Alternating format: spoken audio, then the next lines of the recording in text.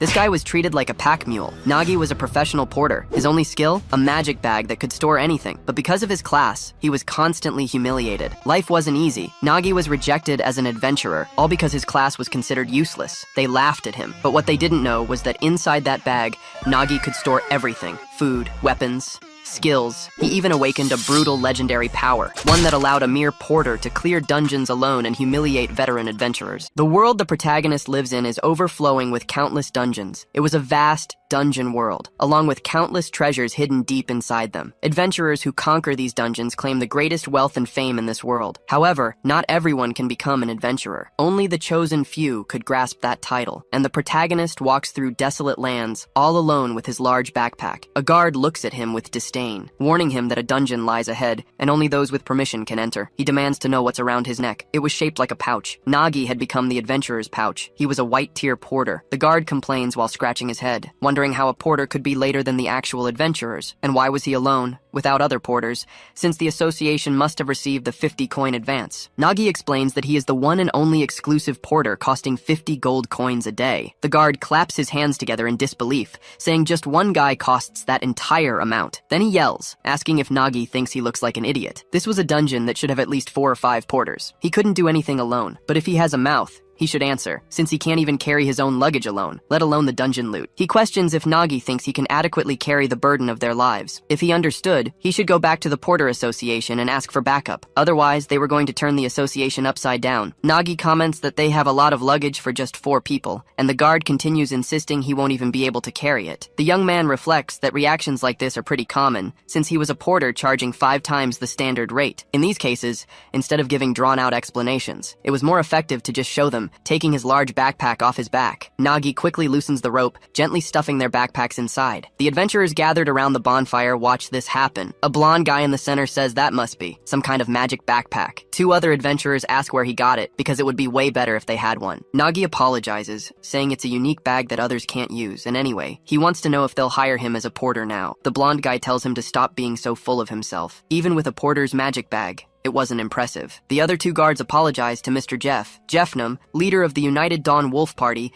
and a gold-tier swordsman, announces he will hire Nagi. However, he looks at his glove, warning him that he needs to earn that gold. If he doesn't do the work of 5 porters, he'd better be prepared for the consequences. Nagi wonders if this guy is the party leader. He seemed quite strict, as Jeff warns him to start preparing his gear for the expedition. But the protagonist just thinks that this is perfect for him. After all, he is a professional porter. Before this dungeon conquest ends, he'll leave them completely satisfied. The reason Nagi earns so much more than other porters wasn't simply due to his carrying skills. It was because of the impressive satisfaction of the adventurers. Adventurers who conquer dungeons face countless dangers, and traps can spring at any moment, not to mention enemy ambushes charging toward them. Jeff warns that they are coming. Then the group engages in a bloody battle with the goblins. Dungeon conquests are filled with countless variables, leading to considerable stress. Jeff demands to know if he hadn't ordered him to keep his guard up, questioning if it was because he was nervous. His colleagues begin arguing because of this. Nagi reflects that this was exactly why. He became the porter who targeted this niche market. So he sets his backpack down and calls out to the adventurers, telling them they must be hungry after so much relentless conquering,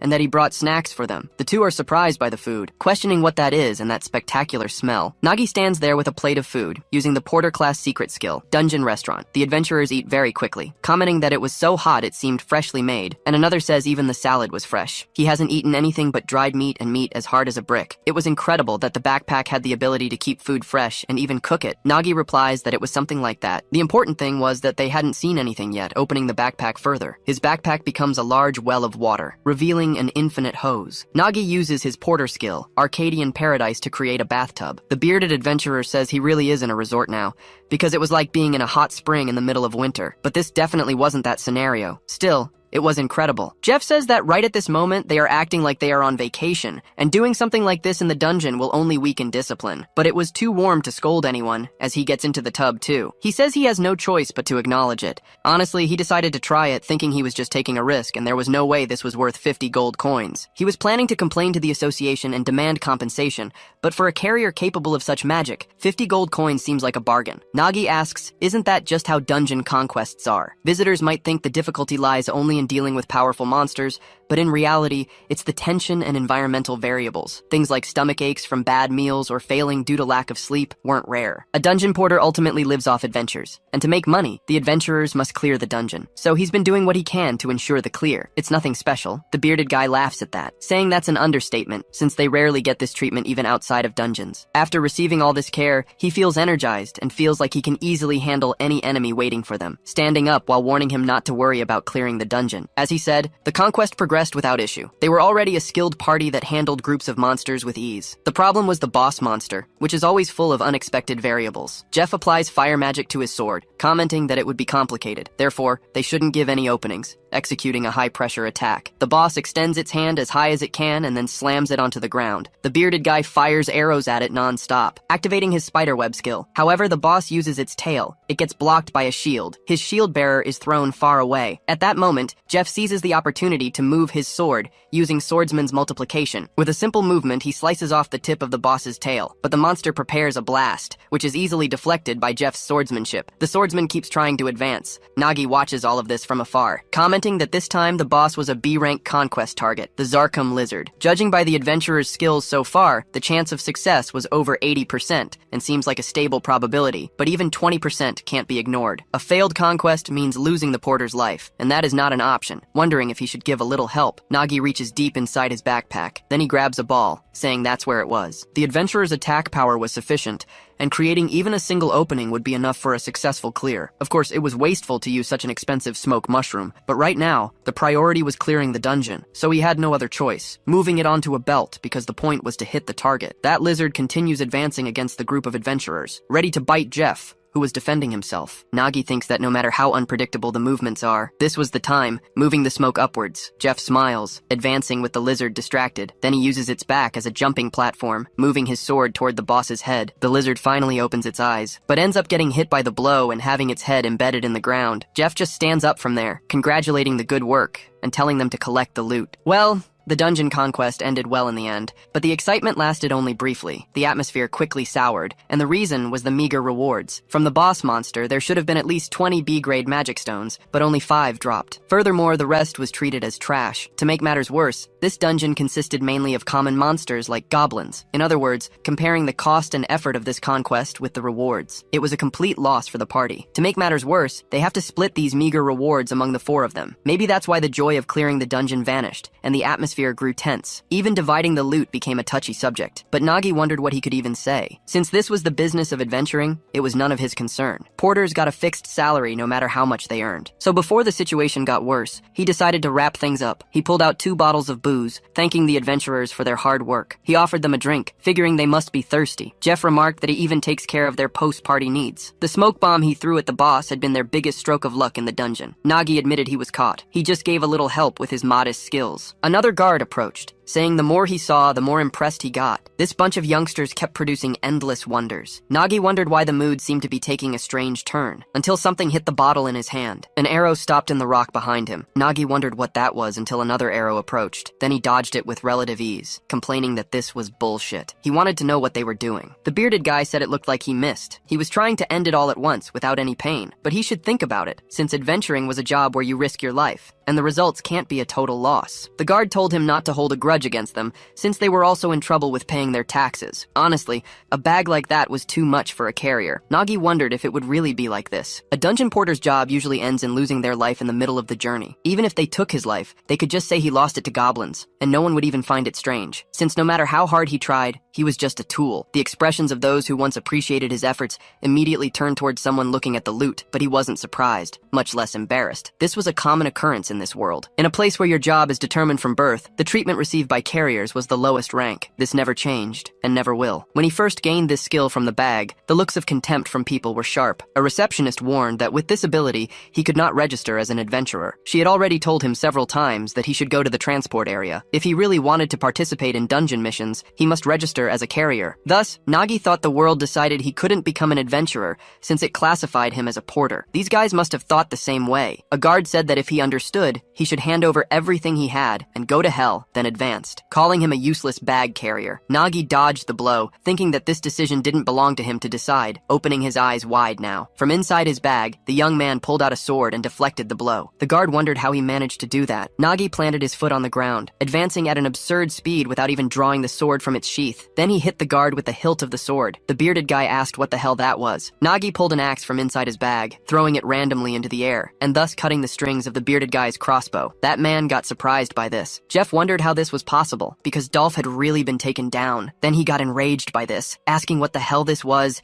and if they couldn't put an end to him at once, so the two advanced. Nagi took a hose from inside the backpack, using it to stop them from approaching and making the bearded guy retreat thanks to the temperature. Then, without wasting a second, he saw a battle thread while advancing with the sword, splitting the bearded guy in the middle with a cut. The chubby one got scared by this, trying to run but getting hit by a punch and thus being thrown far away. Nagi just kept a cold expression on his face. Jeff noticed his friend was defeated, getting completely shocked and asking if he really defeated 3 adventurers alone. That was impossible since he was just a white rank, wanting to know who the hell he was. Nagi replied that he is just a dungeon porter. After the events inside the dungeon, Nagi stood outside. He quickly realized something was coming. In this case, it was a carriage. So he waved, shouting that it finally arrived there. A woman got out of the carriage, asking if he was the registered carrier, Nagi, because she heard about a crime occurring inside the dungeon, so she came to investigate, as Petra the inspector. But she wanted to know what exactly this was, with the 3 tied up and with swollen faces. Questioning what happened inside the dungeon, Nagi just replied that instead of explaining, it was better to hear directly from there. Suddenly a voice started coming out of the backpack,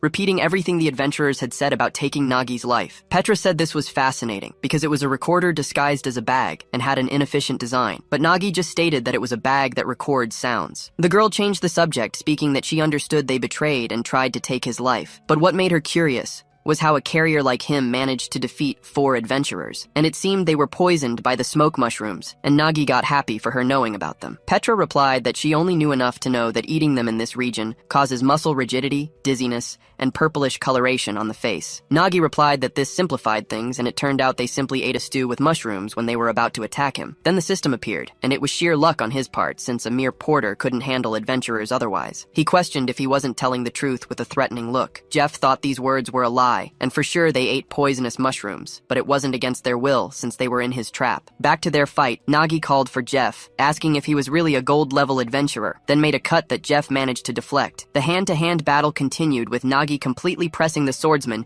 who only managed to defend. Finally, both blows ended up being reflected. Jeff had thought there was something strange because even though they spent a lot of energy against the boss monster, the idea that his group lost to a porter simply didn't make sense. Nagi started bursting into laughter, advancing over while questioning how he managed to defeat a goblin with that slow sword. Jeff tried a cut while thinking he was ashamed for being dominated by a carrier, and his provocations made him lose composure. Nagi continued with the smile on his face, dodging the blow with extreme ease while provoking him. Jeff tried one more time, however, was avoided again, then focused energy on the sword, trying one last time, again being simply dodged. Nagi mocked his blows while dodging. Jeff got even more infuriated and called him a bastard, making an arcing cut this time, but which Nagi dodged going to his back. At that time, the reason why Jeff lost to the carrier was not because he was strong, but because he got weak with his body hurting suddenly. He wondered what the hell this was, because he felt like he would vomit, and even already did that. Nagi questioned if he didn't tell him, since they were all poisoned. The food they ate had a poisonous mushroom called smoke mushroom, and it enhances the flavor of the dish, besides dealing with cheating clients. Jeff questioned about this poison, and if this is true. Then he planned to betray them from the beginning. Nagi just sighed arrogantly, questioning how a delicate carrier like him could trust suspicious adventurers,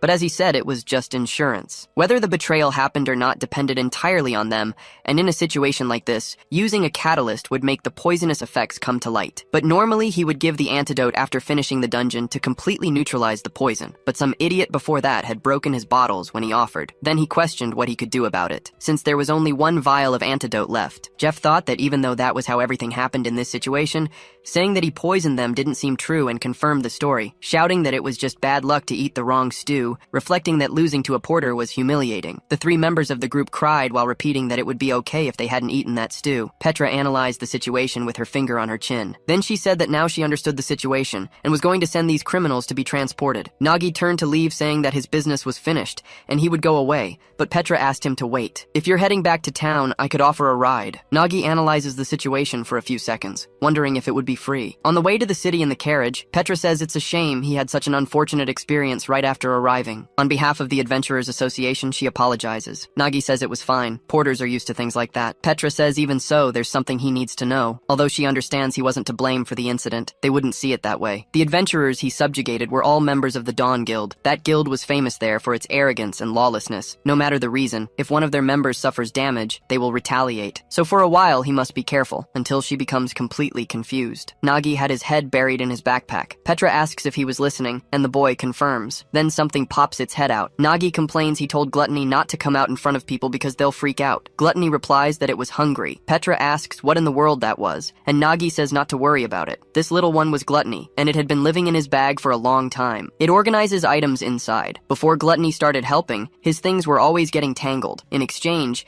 it eats tons of magic stones. Considering how chaotic this journey has been, it's also been quite busy. Besides, he managed to pocket all the dungeon loot, which would normally be divided among the 4 adventurers. So he says, since he was feeling generous, he's going to double the magic stones for today. Gluttony just eats with a happy expression. Petra says it was her first time seeing a magical creature that eats stones. Nagi says it was the same for him, but it was a beneficial relationship since it causes no harm. The inspector says he was fascinating, or rather his bag was, since she had never heard of anything like it. Suddenly, the coachman's horses rear up, stomping their hooves hard on the ground. Everyone in the carriage gets scared. Petra asks what happened to the horses suddenly. The coachman replies that he's not sure. They just got agitated all of a sudden. Nagi realizes something, turning back because he recognizes this feeling. There was no doubt about what it was. A dungeon break was happening there. Nagi calls the inspector's name, pointing in a different direction while warning that he can sense a dungeon break beyond the mountain. Petra shouts about the dungeon break. It was a huge problem, and she wants to know how he noticed and if he has some kind of magic tool. Nagi says it was just instinct. Petra questions what he means by that. The protagonist grabs a piece of wood, saying there's no time. They need to act quickly before there are casualties. Petra thinks sensing a break by instinct was absurd. Even she, as an inspector, couldn't detect it. Gluttony says it really was a dungeon break. She likes magic stones and can smell them, and that's why there is a huge smell of magic stones beyond that mountain. She is absolutely sure of it. Petra understands and says they should take a look. When a dungeon exists for a long time,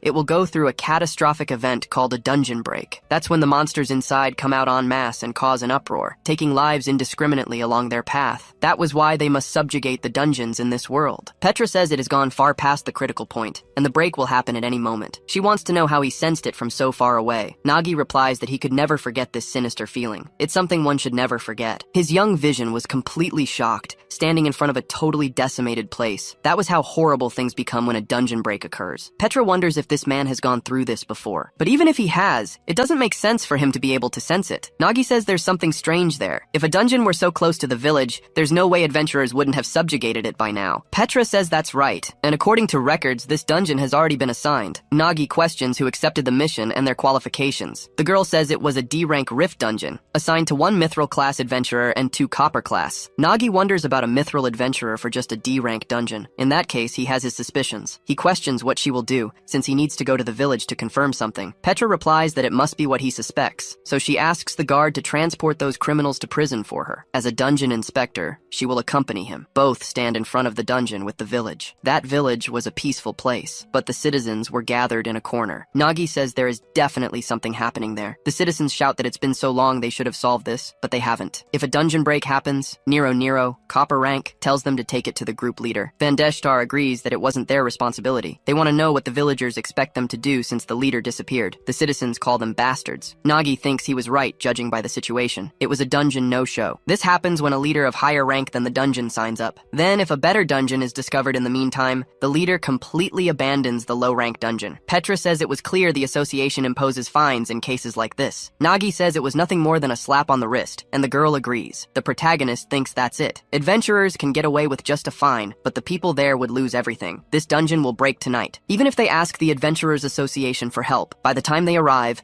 everything will already be in ashes. And yet these adventurers are spewing irresponsible excuses, shouting that they are also victims because they were losing their precious time, and there was no point in being blamed. If they have complaints, they must register them in the official complaint of the Adventurers Association. Since they aren't the only ones responsible, they don't need to hear this from him. Nagi thinks that adventurers aren't heroes or saviors. They are cruel people who only care about their own profit, but even so, in this situation, the power most needed was theirs because only adventurers can stop a dungeon break, not a porter like him. Petra says it was unfortunate, but they must evacuate the residents since saving lives should be the priority. Nagi questions that, because he really believes they can save it. Petra asks what he means by that, and the protagonist tells her to think. Winter was coming too, and those who lose their homes won't survive the harsh winter. That was impossible, so he removes his porter necklace. He puts on the gold one, thinking the village doesn't need a porter. Nagi bursts out laughing then, approaching while saying what's over here. A dungeon break happening in a village he just visited. He questions if anyone can subjugate the ruined dungeon without paying any fee, and Petra confirms. The protagonist says it was great luck. Meanwhile, Van Deshtar questions who this guy is to plan on facing the dungeon, until they notice the color of the badge. It was a gold rank adventurer, so it might actually be possible. Nagi asks if they were thinking of participating too. In that case, the reward split was 9-1, a dungeon that had breaks. It was a dungeon connected to an unknown dimension through a rift. It's recommended that only adventurers of at least gold rank or higher enter, unlike normal dungeons, regardless of their difficulty, which can be simply completed by defeating all monsters. In a rift dungeon, your true enemy is space itself. Even experienced adventurers can't predict the clear conditions. The risks of disappearing or losing your life are higher, making this the most avoided dungeon type. And yet, they are about to do a speedrun. Petra warns that after checking the magic limit,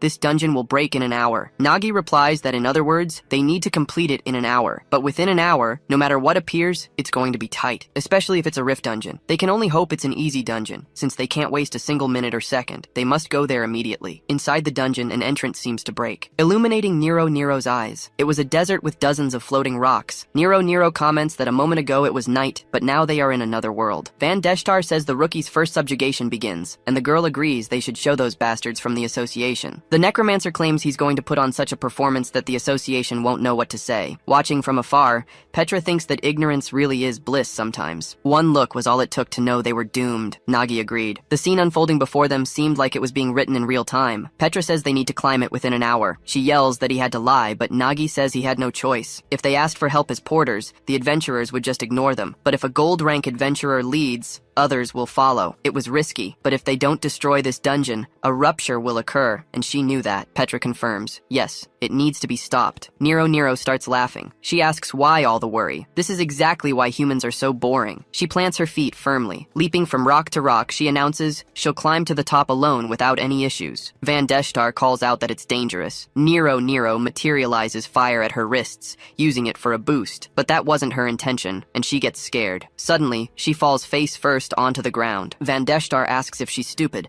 acting without thinking just like in boot camp. Nero asks if he just ignored her. The necromancer tells her to remember their training. Rift dungeons can have restrictions or curses. Petra confirms that's exactly it. The first step in any rift dungeon is identifying its curse. She uses her scout talent, and chains reveal themselves on Van Deshtar and Nero. Petra explains this must be the dungeon's curse. They are all bound by these intangible, invisible chains, meaning they have to move together. Nagi notes that it seems tricks and shortcuts won't work in this dungeon. Fortunately, he brought plenty of climbing gear, which impresses Nero. The protagonist tells them they need to take it step by step. That is the key to clearing a trick-based dungeon. They shouldn't waste energy, but they can't go too slow either. They need to maintain a balanced pace. Nagi tells them to follow his lead. He reminds them that since they are chained, they can't let the distance between them get too wide. They need to maintain a consistent gap while moving. Nero complains the leader is too slow and says she'll run ahead to scout. Nagi immediately shuts that down. Rushing ahead is far worse than moving a bit slower, but planning a clear route without backtracking. Of course, even if you map the route carefully, the problem is that rift dungeons are always full of unpredictable variables. They come face to face with an immense stone pig. The creature opens its mouth and eats a rock. Nagi thinks the path is completely blocked, all because of an unknown monster. Petra identifies the monster as a rock-devouring pig. It's powerful but not aggressive. As long as they don't provoke it, they'll be fine. Just like the compendium says, it digests quickly. It constantly eats and expels, altering the dungeon's layout as it moves. This ecosystem is fascinating, even if it is her first time seeing one. Back to the issue at hand. This is a problem because the platform they were going to climb has completely disappeared. Their only option now is to throw the grappling hook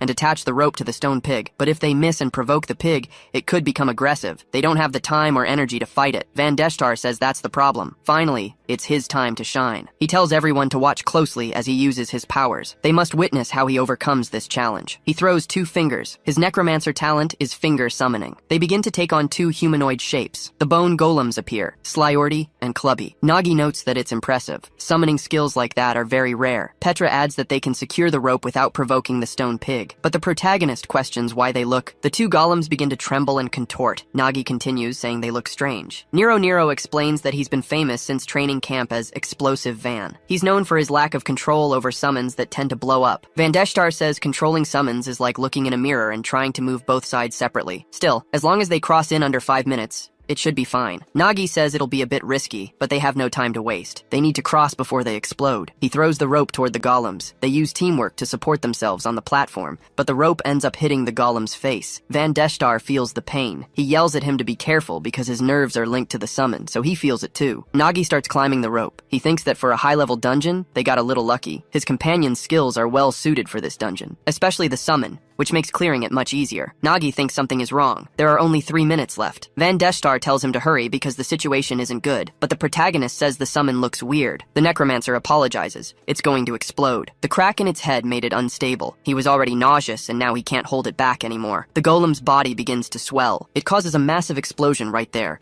affecting the rock-devouring pig. The monster is startled by it. The rope begins falling toward the ground. The group is heading that way too. Nagi shouts that they're doomed. They have to grab onto something, but he realizes if they fall back to the starting point, there's no way they'll reach the top. Now he needs to reduce damage somehow by moving quickly mid-air. Nagi uses a secret porter technique. It's called airbag, making the group land on top of the bag. With that, they are launched upward. Nagi uses the pig as support. He pulls his backpack up to the top as well. He asks if everyone is okay. Petra confirms they are, thanks to him, but their progress took a major hit. They still need to reach the top within the time limit. Nagi says they have no choice if they want to make it on time. From now on, the 2 adventurers will have to match his stamina. He pulls out a special porter tool, the sticky climbing set. He tells everyone to get ready. They are headed straight for the top. They cannot let their guard down for a single second. If one falls, they all fall together, and the closer they get to the top, the more dangerous it will be. Nagi approaches the rockfall zone. Next, they move onto the icy surface. They even pass through a resistance zone against monkeys. Finally, they reach an explosive rock zone. The 2 adventurers are completely exhausted and ask if they're there yet.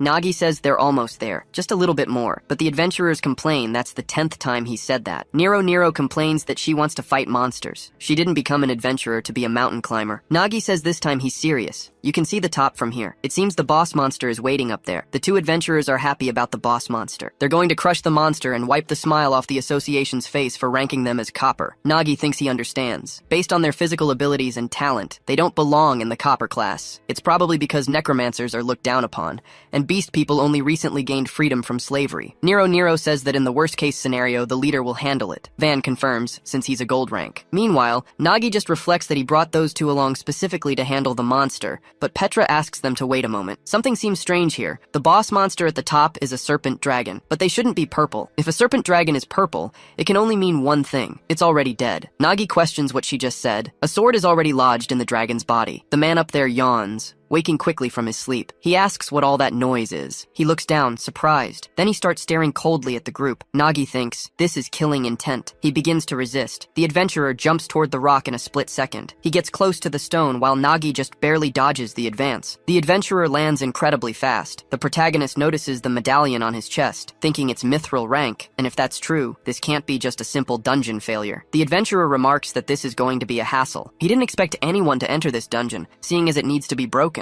Nagi thinks that sometimes there are people like this who intentionally cause dungeons to break. The adventurer states that officially, the 4 of them lost their lives during the expedition. Petra confronts the adventurer head-on. She warns that the dungeon is about to rupture, and it's an adventurer's first duty to stop it, but he just questions that obligation. Then he bursts out laughing. He says he doesn't care about duties. Adventurers act for their own benefit, after all. A dungeon break can be way more profitable than clearing one. Nagi thinks he gets it now. He never thought of adventurers as heroes or saviors, but he didn't expect trash like this. If this guy really intends to cause a dungeon break, Nagi has to stop him no matter what. However, the guy is ranked mithril. Fighting him now is asking to lose. Nagi takes off his backpack, claiming there's been a misunderstanding. They're just passing adventurers who happen to find the dungeon. They didn't want to get in the way, so he should consider this buzzing skewer an apology gift. Staying in the dungeon must have made him hungry. Nagi thinks fighting this piece of trash directly won't work. He has to weaken him first. The adventurer quickly bites into the skewer. He yells that it's incredible and hot, like it just came out of the oven. It really was impressive to be able to make this. The meat is perfectly grilled, and the shrimp is just right. Nagi thinks he should eat his fill, since the food contains his poison. But the adventurer grabs his shoulder tightly. He mentions the exquisite taste of smoked mushrooms added to the sauce especially. He asks if Nagi thought such a cheap trick would work. Then he prepares his payment, winding up his fist. The punch approaches Nagi's face. The protagonist manages to defend,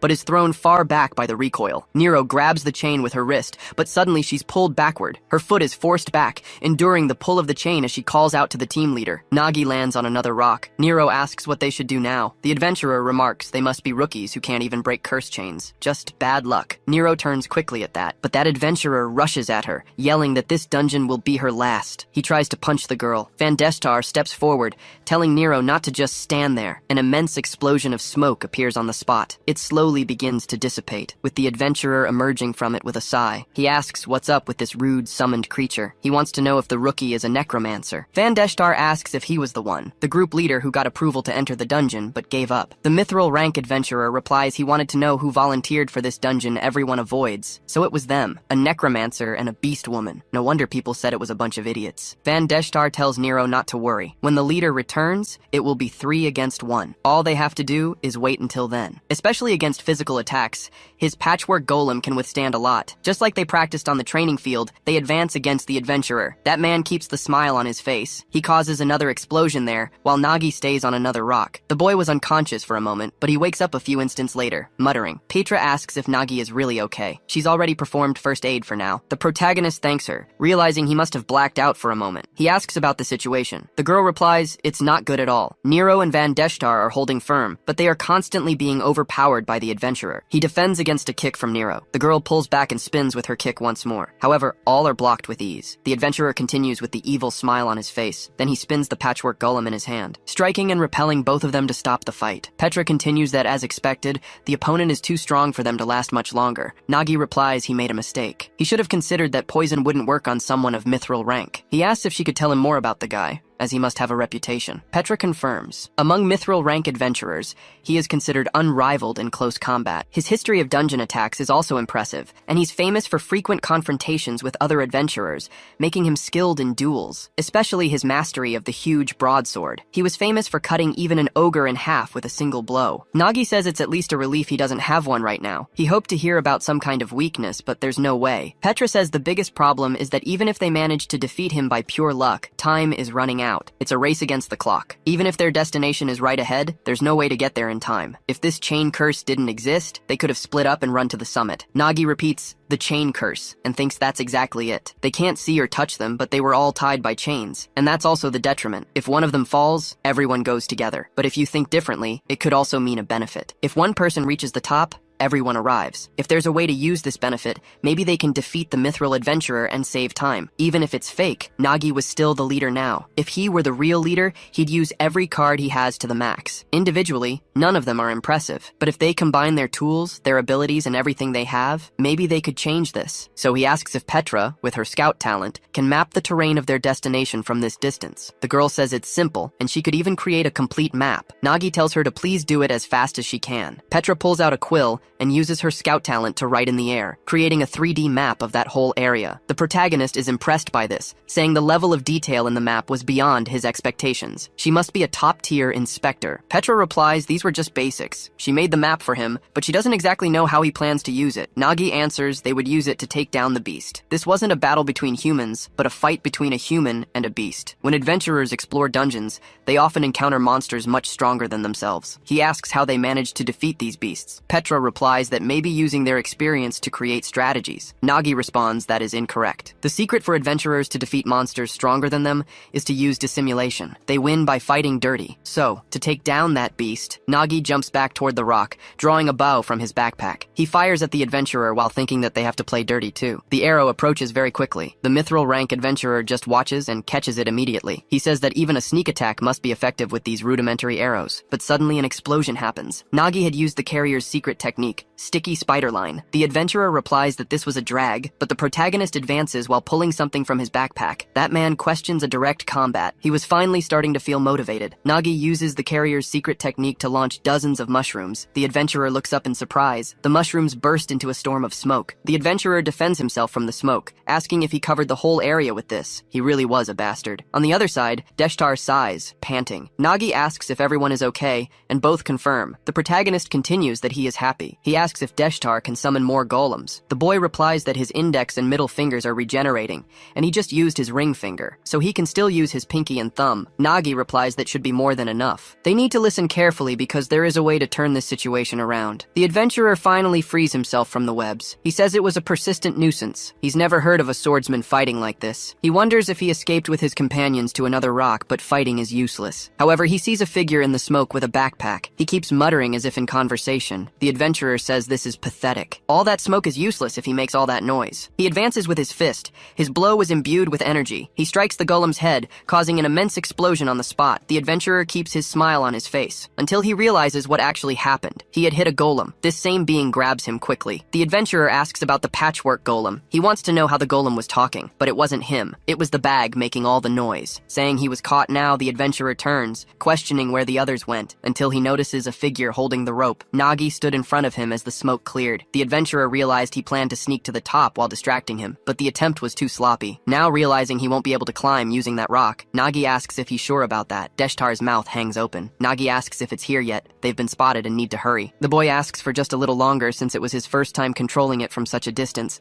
but he shouldn't worry about that. His pinky finger was caught on the hook. Then it begins to take shape, turning into a patchwork teddy bear. Deshtar confirms he'll do it for sure. The patchwork golem steps onto the castle, pulling the hook as far as it can, approaching the already defeated dragon. Then it jumps as its final move. Deshtar yells to go now. Finally, the hook is embedded. The golem explodes immediately after, causing an immense radius of destruction on the castle. The adventurer is incredulous. They rigged all this just to keep him stuck in one place, and it was dangerous. Using strength to break free from the golem, since he just needs to get out as fast as he can. Deshtar replies that won't be easy. The thumb might be slow, but it was the strongest of them all. Nagi keeps holding the rope, looking coldly at the adventurer, reminding him this was a battle against a beast. The dragon on top of the castle starts being pulled. There are beasts that cannot be defeated if your goal wasn't to take down the monster. The dragon falls with its mouth open toward the adventurer, breaking that stone floor and making the adventurer fall toward the ground. The rope was caught on the dragon's scales. Then it starts pulling the rope upward like a lever, lifting the whole group. Nagi thinks there's no need to fight against this as he climbs with his friends. Upon reaching the last island, everyone in the group keeps running. Nagi shouts that they just need to hold on a little longer. They were almost at the end of the dungeon. They're sure about 5 minutes remaining. It was tough, but they can make it. Still, they owe a lot to Nero for her help. If it were up to him, he couldn't have thrown the rope to the top, which looked easy. The fact that she did it with sheer brute force was truly impressive. Nero says it was nothing. Deshtar coughs to get attention, saying that's something anyone strong enough could do, even a fool. No matter what they say, the MVP of this dungeon was him, since he secured the rope in the right spot and even took down that annoying berserker. Maybe he's even better than a mithril rank adventurer, but Nero says he just got beaten up. Petra comments that everyone is excited, and Nagi agrees. The two were probably experiencing their first dungeon conquest. The joy of clearing a dungeon doesn't come from one person's exceptional skill, but from everyone working together to achieve victory. In that sense, Petra played an important role in the dungeon. The girl says she didn't do much. Nagi continues that he knew a dungeon inspector had talent, but he thought it was just basic stuff. Still, she created a very precise map quickly. Thanks to her detailing,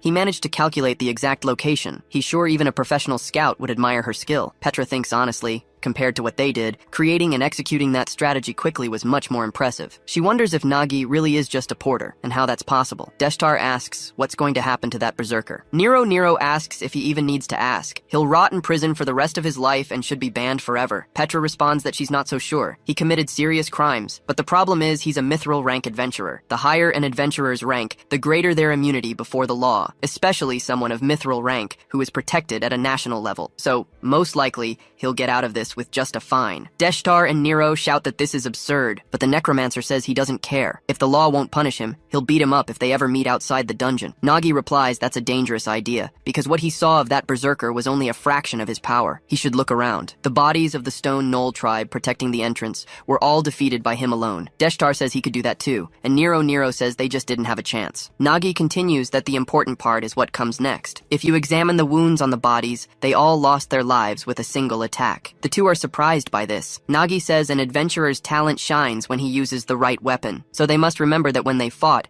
he didn't use the great sword or his talent. He relied only on physical strength and fought very well. Deshtar says it was an absurd difference in skill, but thinking about it now, it makes sense because when they lured him and took down the dragon, his sword was embedded in the heart, and the boss had also lost its life with a single blow. Nagi questions this, shocked, saying this means he already fell with the serpent dragon and must have recovered his great sword. The berserker stood on top of a rock, looking toward the top, saying that now was the time the game would really begin. Nagi realizes what is happening as the ground is being split in half. He yells for everyone to run, until the cut spreads and hits Deshtar. That was the sword that splits giants in two pieces. Nagi grabs onto what remains of that rock. With the whole group held only by the chains, he asks if everyone is okay. Petra responds that she is, but the other two seem severely injured, especially Van Deshtar, who is completely unconscious. Nagi thinks this is bad. The destructive power of that last attack was insane, and he had already caught up to them, jumping from rock to rock. Nagi wonders what kind of physical feat that was. If he hesitates even for a second, the berserker will close the distance. Only 3 minutes remained. To stop him from advancing, there's only one option. He was a porter anyway, but he had carried countless loads, training over and over again. If it was about lifting things, he was confident. This moment was no different. He was just carrying as always, a slightly heavier load and climbing. Then he uses the strength of his arms to lift the chain. The whole group is pulled up. Nagi thinks he will bear the weight. Climbing and digging his hand into the stone, he moves his other arm, making the same movement. Time was running out, and the mithril rank adventurer was getting closer. He jumps toward the group. Nagi finally reaches the top, opening his eyes wide and climbing up there. The berserker also jumps toward the last stone, maintaining his smile and murderous intent while Nagi is just surprised. Time begins to run out, but they run to the cathedral that was there. The protagonist approaches with his friends. Seeing a crystal in the center of the room, he yells that it's the dungeon stone, and if he can just destroy this, drawing a weapon from his backpack. Nagi throws the weapon toward the stone,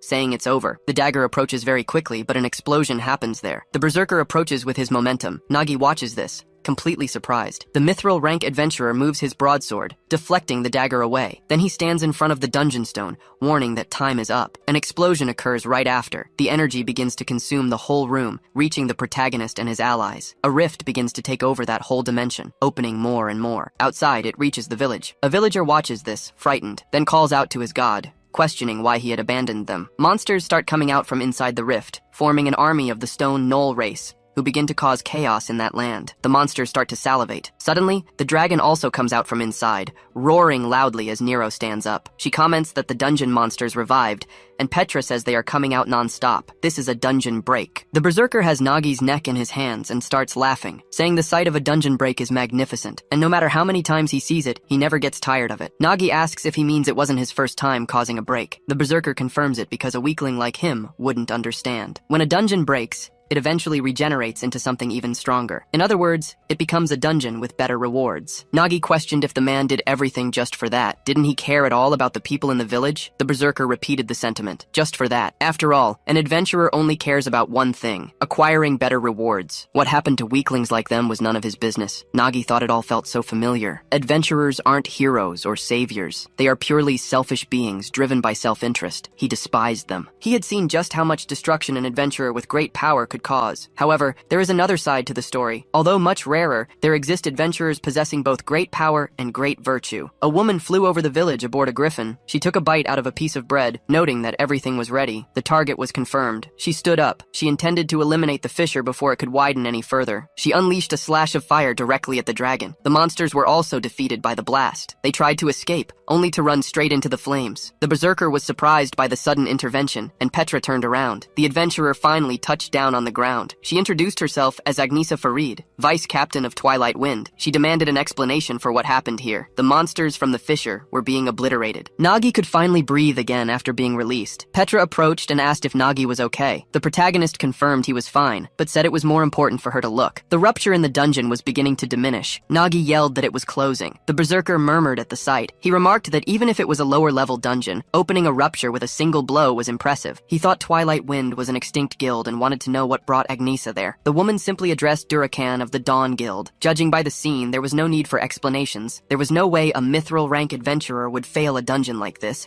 He had purposefully caused a rupture in the dungeon. Durakan asked if she was trying to pick a fight. He thought Agnesa of Twilight Wind was someone he wanted to face at least once. But this wasn't the ideal situation, as the swordsman's little tricks had made him waste more stamina than he expected, and he had strict orders from his master not to cause too much of a mess. Besides, looking at the gem in his hand, he hadn't achieved his main objective anyway. Since that was the case, there was no need to fight. He sheathed his sword. Agnesa asked if he was running away. Durakan questioned that characterization. He replied that this was a rift dungeon. Even for him, success depended on variables, so he couldn't guarantee victory. Nero screamed that he was a liar. He wasn't just avoiding clearing the dungeon, he tried to stop them and take their lives. Durakan asked if that was really the case. It was a shame to hear that, but he claimed a curse prevented newbies from distinguishing friends from foes, which meant attacking them hadn't been his intention. If she didn't believe him, she could verify it herself, but the dungeon had already disappeared. That explanation was good enough for the association to accept. He asked if the inspector agreed. Petra thought it was clearly absurd, but she had seen it happen many times in the Adventurer's Tribunal. The weight of mithril rank carried more weight than the truth. It didn't matter how much copper or white rank adventurers testified. Against mithril, not even the truth would solve it. The worst part was that he knew it and exploited that fact. Durakan said that in that case, they were finished here. He even bid farewell to the newbies. Agnesa continued to observe him coldly. Nagi sighed, saying that at least the rupture in the dungeon had been stopped. Then he began to fall. He collapsed to his knees on the ground, and his friends all screamed for him. Agnesa watched the scene from behind. Nagi went completely unconscious from exhaustion, but the adventurer noticed all the marks and injuries. Her bird spread its wings. Agnesa announced they would place him there,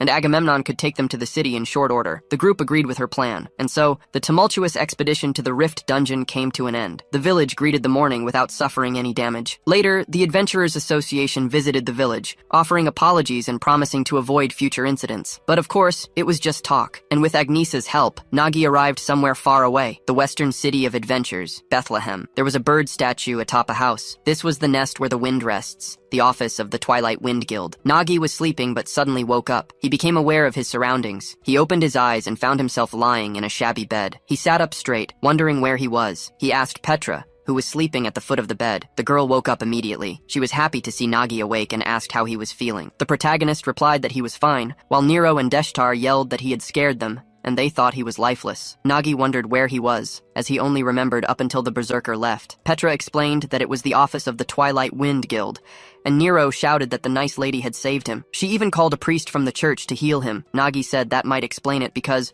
other than tiredness, he didn't feel injured. It was a relief to see the two of them healthy. Deshtar said it was nothing, and Nero was confident in her resilience. But the necromancer continued that, in any case, their first adventure had been quite a journey. When he saw how happy the villagers were that they stopped the dungeon rupture, he realized what the true role of an adventurer was. A little girl had offered him a flower and thanked him for protecting them. For the two of them, it was just a dungeon for rewards and glory. But for the villagers, it was their home. They both apologized for acting arrogantly. Nero said she would become a great adventurer, and Deshtar cried as he said they had saved a village. Nagi smiled, saying it was good to hear that. He thought he was happy they managed to protect the village, but now that it was over, he had to reveal the truth, that he wasn't a gold rank adventurer. In fact, his rank was lower than both of theirs, since he was just a low rank porter. He wondered if they would treat him the same way when they knew, but it was clear they wouldn't. Nagi opened a smile on his face. He said he needed to tell them something, and they shouldn't get mad. Nagi confessed to them that he had been pretending to be an adventurer and acting as their leader. Their natural reaction was to freeze. Nero asked if that was really true, but they understood, and there was nothing to be done. Thus, the bond built on lies disappeared, and they went back to being just adventurers and a porter. Nero said that next time, he would carry her equipment. They were leaving now, so he should rest. They closed the door right after. Petra asked if Nagi really needed to tell them the truth. The protagonist replied that they would become great adventurers. Working as a porter in the city, he would certainly meet them again. It was better they heard it from him than discovered it later. Petra clenched her fist and called Nagi's name. She said he was right. He wasn't an adventurer. In her work as an inspector, she had lived through countless adventures. Most of them only care about personal gain and don't hesitate to commit atrocities for it. Unlike heroes,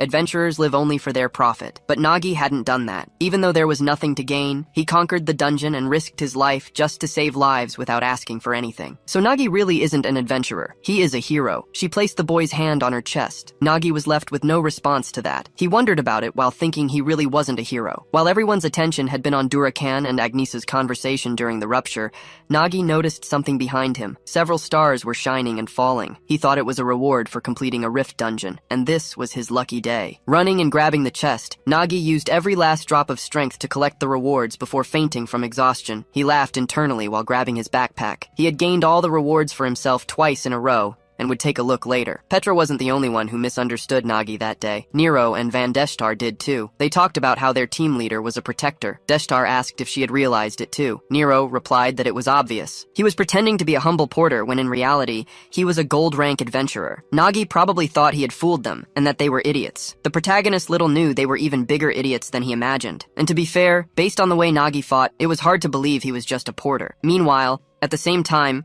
small incidents like a snowball began to roll, creating an avalanche. Durakan walked toward his master's room. Stopping right behind the hooded figure, he mentions hearing the story, noting there had been interference. Durakan replies that it was shameful. He'd encountered a strange swordsman alongside the Twilight Wind Guild. His master questions if he hasn't forgotten something important. The Dawn Guild cannot ignore troublemakers, whether they are fake adventurers or the Twilight Wind itself. Elsewhere, inside her office, Agnesa paces back and forth. She thinks to herself, if what Petra said on the way here is true, then Nagi could really be something special. Earlier, during the incident atop Agamemnon, she had called for the inspector. She warned that it would take time to reach the city and demanded the entire story first. She wanted to know everything. Why Petra was there, how Nagi got so badly injured. She wanted the whole truth. Petra had entered the rift dungeon without permission, and she asked how Agnesa knew. Agnesa replied that the group's composition didn't match the registered subjugation team, but she assured Petra it was okay. This was a private conversation, and she didn't plan to report it officially. She just wanted to verify one thing. They had been investigating a series of chain dungeon breaks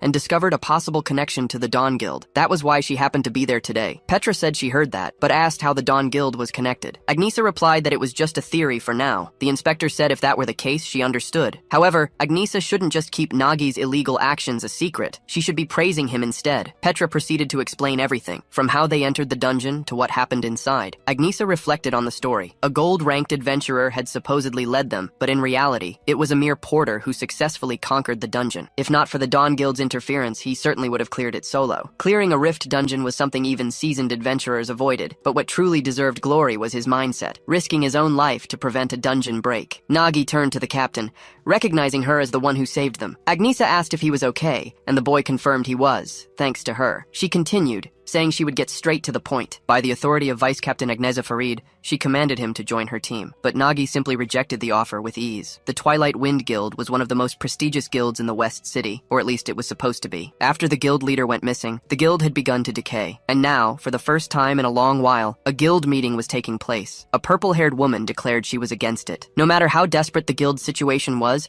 they still couldn't just accept anyone. Anne Dorothy asked what the others thought. Nine said he agreed with the rejection, as Agnesa was acting on her own authority. Furthermore, the guy was just a porter trying to play adventurer. Pororo asked if it was necessary to be so strict. She was actually in favor of recruiting him. Anne retorted that if Pororo was in favor, it must mean the protagonist was handsome. Pororo cried slander, claiming she only focused on healing him, even though his hair did look great. Stonemung told them to stop fighting. It was pointless, and Agnesa had already gone anyway. Anne questioned whose side he was on. Pororo added that they should reconsider, or Nagi might refuse her healing later. Stonemung didn't know what to do. Agnesa suddenly threw the door open, announcing there was no need to debate the matter further. They had already been rejected by Nagi. All the adventurers questioned this outcome, and Anne was shocked as well. Back in his room, Nagi packed his backpack. He wrapped fresh bandages around his hand and then tied back his hair. Finally, he announced that everything was ready. Petra asked if he was leaving already, suggesting it would be better to rest a while longer. However, Nagi replied that sitting around would only make him lazier. The inspector understood, but she still wanted to know why he rejected the guild's invitation when it offered so many benefits. Nagi agreed about the benefits, but joining meant being stuck with too many people who could cause all sorts of headaches. He preferred things the way they were, simple and familiar. Petra said if that was his preference, she wouldn't force him. Still, this was the second time he'd crossed paths with the Dawn Guild. It would be safer under Twilight Wind's protection. Nagi replied that she shouldn't worry. He had managed to escape unharmed both times,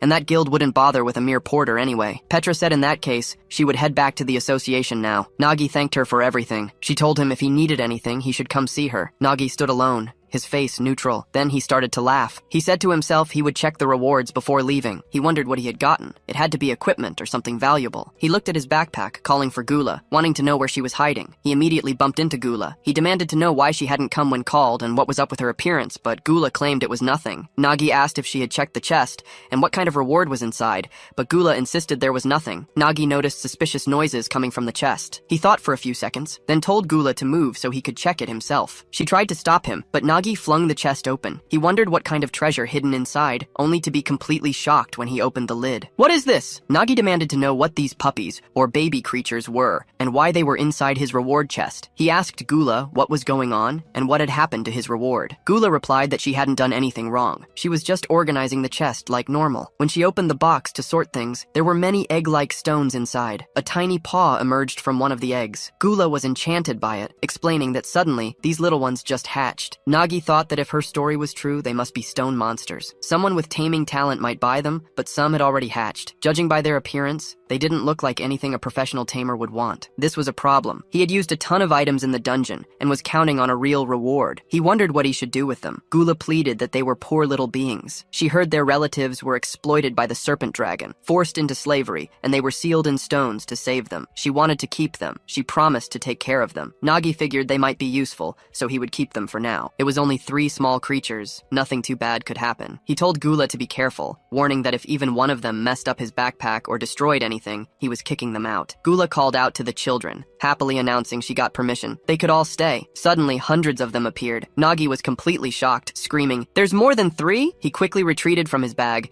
declaring this an absolute chaotic mess. The Rift dungeon reward had been absolute crap, but at least he still had the loot from the cave dungeon. He had to deal with that now. Later, at an exchange shop, Nagi announced he was selling all the magic stones and monster items, receiving a hefty sack of coins in return. He remarked that it had been a long time since he held so much cash. First, he needed to replenish the stock he had used up. He needed smoke mushrooms and could finally stock up on explosives he couldn't afford before. Then, replenish his food supply, sharpen his weapons, restock his arrows, and also reward Nero and Van when he saw them next. Now, with the rest of the money, he was going to stuff himself with food. He walked down the street, practically skipping. High atop a building, someone watched him, wondering if that was really the guy, the one who caused so much trouble for the Dawn Guild. He thought it was just a rumor, but the guy really was a white rank. It was quite a feat for a mere white rank to throw some small fries into prison, but he had even managed to land a hit on Durakan. He asked Zero what he thought and if Nagi seemed strong. His shadow replied that if it happened twice, it wasn't a coincidence. Even a white rank could be dangerous. Knight agreed that was exactly the point. Normally, he didn't mess with white ranks, but if this guy really did something like that to his people, spinning his dagger on his finger, Need said he hoped the guy wouldn't disappoint him. He gathered his energy atop the roof, launching himself with explosive force. Nagi was skipping through the streets until the attack approached rapidly, coming right at his face. Nagi snapped his eyes in that direction. His popsicle stick was cut clean in 2. Nagi managed to dodge the blow, demanding to know who his attacker was. Need noted that even though he openly released his killing intent, the protagonist was already reacting to it, so he was sure Nagi wasn't an ordinary porter. He was intrigued now. Either way, this wasn't the end. He tried another cut with the dagger, but Nagi avoided another blow. Need told him to show what he had with the skills he used to mess with his guild. Nagi just laughed at that, wondering who the hell this guy was. His emblem identified him as a gold rank mage, yet he fought like an assassin. Thinking about such flagrant hostility, he couldn't just stand there doing nothing. He advanced while drawing his sword. Need questioned if he was ready to get serious now, because he was about to witness the swordsmanship he'd used to toy with Jeffnam. He was surprised to see the mushroom on the sword, an explosive type. Nagi used his secret porter ability and caused an immense explosion in the city. He then commented that only crazy guys fight adventurers head-on. The first thing he had to do was run far away, shouting that he was going to lose his life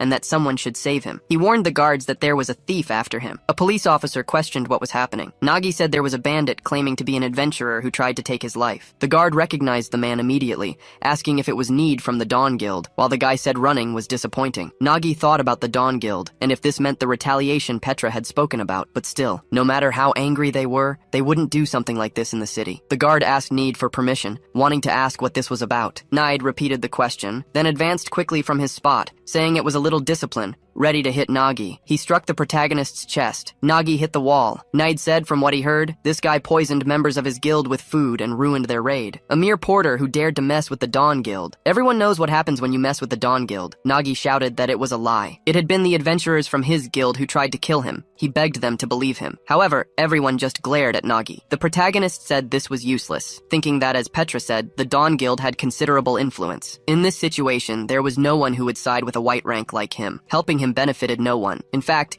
it was better for them to side with the Dawn Guild, with people saying that some porters today are known for deceiving adventurers. The guard said he understood, and if that was the case, he would leave it for Need to decide the situation. Need just replied that he accepted that, questioning how the protagonist was doing, and if he still didn't understand that no one there would side with him. Nagi questioned why go so far since he knew the truth, that his guild was wrong, and with everything, he wanted to know, why take revenge right now? Need said he was right, and it wasn't the protagonist's fault since nobody cares about low-level disputes, even if they are guild members, but he messed with them. The Dawn Guild never lets even the slightest loss slide, and this was how they were going to make everyone remember that same feeling of fear. Anyone who messes with the Dawn Guild pays the price, and Nagi was just a tool to remind everyone of that fact. But he shouldn't worry because he wouldn't take his life. He carries the emblem of the last man he killed, and a white rank wasn't something to show off. So for today, he was going to mark him so that anyone who saw the scar on his face would remember today's events. He advanced against the protagonist using his twin daggers. He used the assassin talent, the 90-degree crosscut. Nagi watched the blow approach, scared. And when it was a hair's breadth from hitting him, his thought was that no one there would defend a porter, until the blow was deflected by a sword. Nagi wondered what that had been, but Agnesa remained in front of him now, warning Nade to lower his sword, because Nagi belongs to the Twilight Wind Guild, and right now,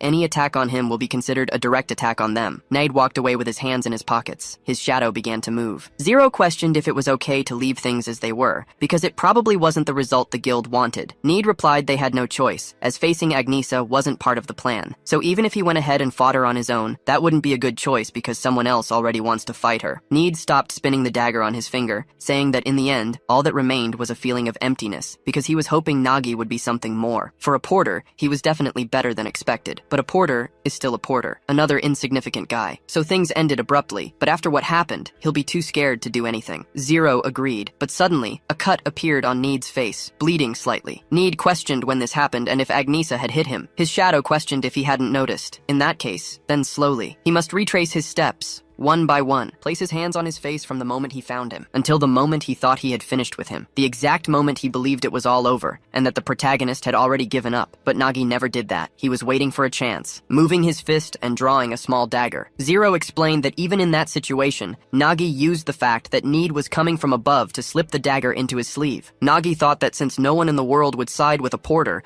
then he would protect himself. Throwing the dagger, that weapon went through the strike, grazing Need's face. Zero questioned how many times he had already told him. When he thinks his enemy is defeated, he lowers his guard, exposing a flaw and worsening his vision. Need licked the blood, saying that this had been very interesting. He wondered if he would have to take back what he said about him being disheartening, and Zero said he would personally deal with Nagi again. Back at the scene, Nagi tucked the dagger back into his sleeve, thinking he prepared this in case he couldn't get the equipment from his backpack, but he still didn't have enough firepower to defeat an adventurer. If Agnesa hadn't helped him, he probably would have been in real danger. He wanted to know who this guy called Need was, and if the Dawn Guild really sent an adventurer of that caliber just for simple revenge. Honestly, he didn't want to cross paths with him again. Nine placed a hand on his shoulder, questioning what he was thinking about so deeply. He must be scared. Stonemung said it was probably just scary memories. Nine continued that Need is notorious even within the Dawn Guild, because they control the assassin gang that even the guards ignore. Nagi said he heard a little about the Dawn Guild, but didn't realize they would do this, attacking someone in the middle of the city. Agnesa spoke that this was exactly what she imagined. It would be safer in a dungeon than staying in the city, and that's why they brought him. Just as she mentioned before, she wants to know why he doesn't join the guild at least for the duration of the dungeon raids. Nagi says he just has to keep doing his activities. But anyway, he was starting to feel cold. It was his first time seeing a high-level dungeon, this one being the cemetery. The cemetery dungeon was rank B. Nine laughed, asking if he was scared of that. Dungeons like these were easy for them, so he should believe in him and focus on collecting items while following his lead. Nagi thought he wasn't wrong. They were with gold and silver rank adventurers, besides Agnesa, who was at mithril rank. Having someone like that in the raid group meant it was practically done. His only worry was that normally in rank B or higher dungeons, it was crucial to assemble a team with balanced skills. But in this case, everyone is a warrior type. When a team leans so heavily to one side, it becomes harder to deal with unexpected situations. Agnesa took another step and ordered the group to stop. It seemed they were about to start the welcome party, with skeletons rising from the ground. The soldiers stared coldly at the group. Agnesa just released her flaming sword, engaging it in an advancing stance. Then she warned her team that she was going to clear the path, cleaving all the skeletons with a single blow. Agnesa looked back as her fire manifested. Get ready for another cut. She takes down another horde of monsters with ease. She keeps pushing forward, unleashing a wheel of fire across the area. The skeletons are incinerated on impact, but then the horde parts ways. A giant zombie skeleton is revealed, just standing there. The monster locks eyes with the protagonist group and roars. Nagi comments that it's a genuine B-rank monster. They were facing something at this level right at the start. The zombie is gripping a massive chunk of concrete. It smashes it into the ground, forcing Agnesa to dodge. The monster moves again. Agnesa evades its strikes with mid-air acrobatics. She uses the cave ceiling to push off,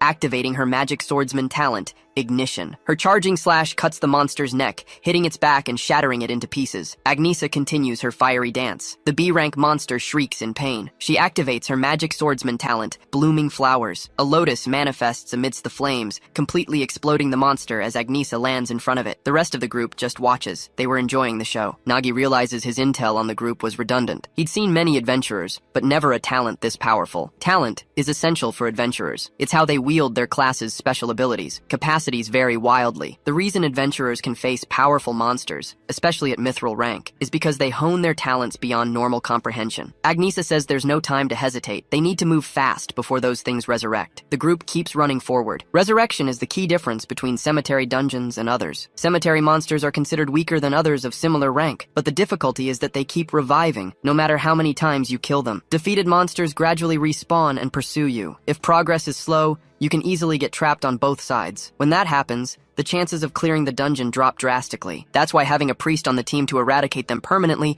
or using holy water is essential. The problem is, both are expensive. The monsters are closing in. Agnesa announces the zombies have caught up. Nine suggests they should have brought Pororo. There's a priest who is a permanent resident at the guild. She's a demon in disguise, always demanding gold for everything. She asked for an absurd amount to join this expedition. He wonders if the guild is so poor they can't even afford someone like her. Agnesa tells him to save the excuses for later. She'll handle the enemies in front, and Stonemung needs to delay their advance. As for Nines, his role is to stay in the back, watch, and maybe cheer for them. Nagi asks if the knight isn't going to fight. Nines tries to explain. His chosen weapon was left behind at the guild. Nagi asks if he forgot his weapon. Nines claims they left in a hurry, so accidents happen. Agnesa retorts that accidents happen a lot with him. He's always forgetting things. Stonemung adds that he remembers when Nines showed up to a dungeon without armor. Nagi says it's fine. He brought plenty of equipment. He asks what kind of sword Nines prefers. Nines says a long sword or a bastard sword, but Nines doesn't decide. He grabs the protagonist's shoulder and headbutts him, calling him an idiot. Nagi asks what he's doing. Nines tells him to listen closely. He only fights with his sword.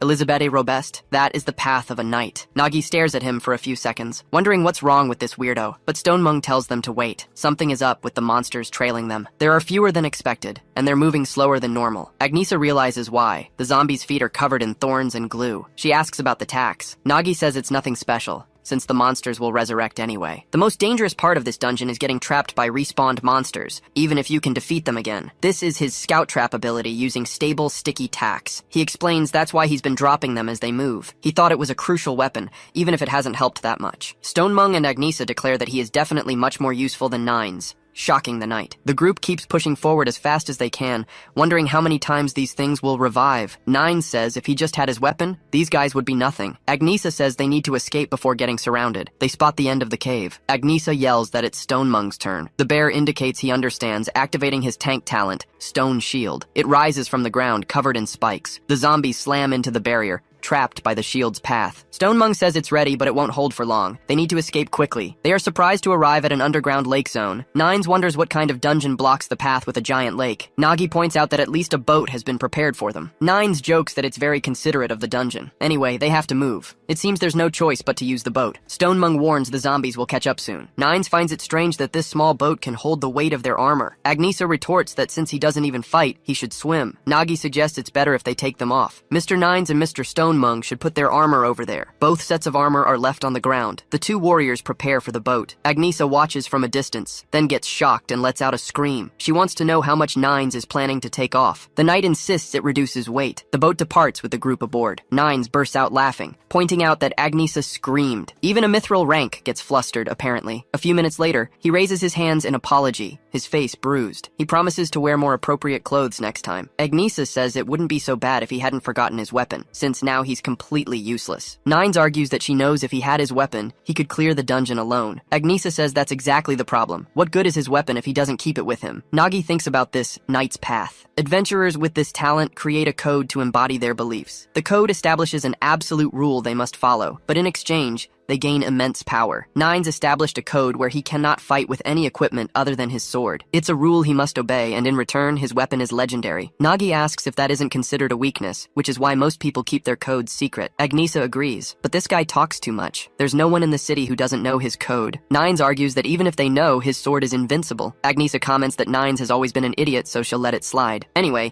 she heard about his backpack. It's amazing, since whatever goes inside completely disappears. Nagi explains that the weight doesn't disappear. The moment you put something inside, it gets massive size reduction. Even with their armor inside, it weighs less than a crystal. Stonemung says that's much more impressive than Nines' sword, especially since the special food they ate earlier was absolutely perfect. Nines agrees, commenting that even Agnesa was busy eating bread while defeating zombies. Agnesa retorts that she has no time to eat, while he was just stretching during the hunt. Nagi tells the group to wait a second. It's about to start. Agnesa gapes in shock. Several boats are surrounding them. Small skeletons prepare to attack. This is their enemy. Nagi says it really is a trap to drown adventurers. Agnesa agrees. Fighting here puts them at a severe disadvantage. Nines asks why they got on if they knew it was a trap. The girl confirms his suspicion. It is a dungeon after all. There's no way they would place a boat just to help adventurers. Besides, they had no choice. She thinks the problem is worse than they expected. There are too many enemies, and now she is the only one who can fight. Even if she tries to intercept them, their boat will be riddled with arrows first. Nagi tells them to leave it to him. Fighting on the water is too cumbersome. They need to move fast and smash through instead. Agnesa asks if the backpack can really help them break through. Nagi confirms it can, but warns everyone to hold on tight. They are all stunned. Nagi unleashes his air compression technique. He injects the air, using it to boost the boat forward. The compressed blast propels the group ahead. Agnesa asks if it was wind magic. Nagi denies it, saying there was no magic involved. It was just compressed air being released. He discovered it when he left the backpack out on a very windy day. He found he could capture and store the wind inside its dimensional space. Releasing it all at once causes this effect. The zombie skeleton readies an arrow. It fires rapidly at the adventuring party. Nagi pulls a rope from his bag. He spins the rope as the boat speeds onward. The skeletons start to stagger. Agnesa yells to wait a moment and asks if he looked ahead. They block the entrance with a wooden barrier. These zombies laid such a meticulous trap against the group. Agnesa prepares herself, saying she'll break it somehow. Nagi tells her to wait. They've done enough for now. He'll help her. Fire and wind have good synergy. Agnesa understands and moves her sword. Nagi prepares to release the compressed wind. The connected technique was the Crimson Fang heat wave. The whirlwind closes in rapidly on the zombies. They are caught by surprise. Their barrier slowly begins to break. Then it explodes right there. The fire reaches the wood. Agnesa stands firm with her sword as the group advances. Minutes later, the boat is disassembled. Nagi asks if everyone is okay. They barely made it in time. Agnesa says the place beyond here looks like where the dungeon boss is. A fortress inside an underground tomb is grand scale. Nine says no matter how he looks at it, this is too hard for a B-rank dungeon. Stonemung agrees. Any normal group would have failed. The knight wonders why their guild always picks dungeons like this. Wouldn't it be easier to go for ones with good rewards? Agnesa says it's their job. Stonemung says it must be tough for his first dungeon, but the guild takes dungeons no one else clears. Nagi says it doesn't matter since it's their job now. Agnesa states that even if it's a B rank, they can't lower their guard. There are always problematic bosses, and at least he keeps moving in front of her. That boss had its eyes closed, but opens them saying they were very bold to set foot in his paradise. It's a lich. Nines questions it being a lich and calls it bad luck. Stonemung says it's his first time seeing one appear. Agnesa reflects that they are magic category monsters and always have unpredictable factors. She has already used a lot of energy fighting alone until now, so she triggers her sword's ignition. She has to defeat him before anything unpredictable happens. She advances rapidly with her sword toward the lich. Most zombie monsters are fools that blindly attack their prey, but the lich was different. As a being that knows it is devoid of life, it started analyzing Agnesa's movements and intentions. It quickly realized she was charging ahead to protect her ally allies behind her, and found an answer fast. Agnesa slashes, but the throne was empty. She wonders if the monster vanished, but the lich reappears with its traits, using warp magic. Then it calls the group foolish beings,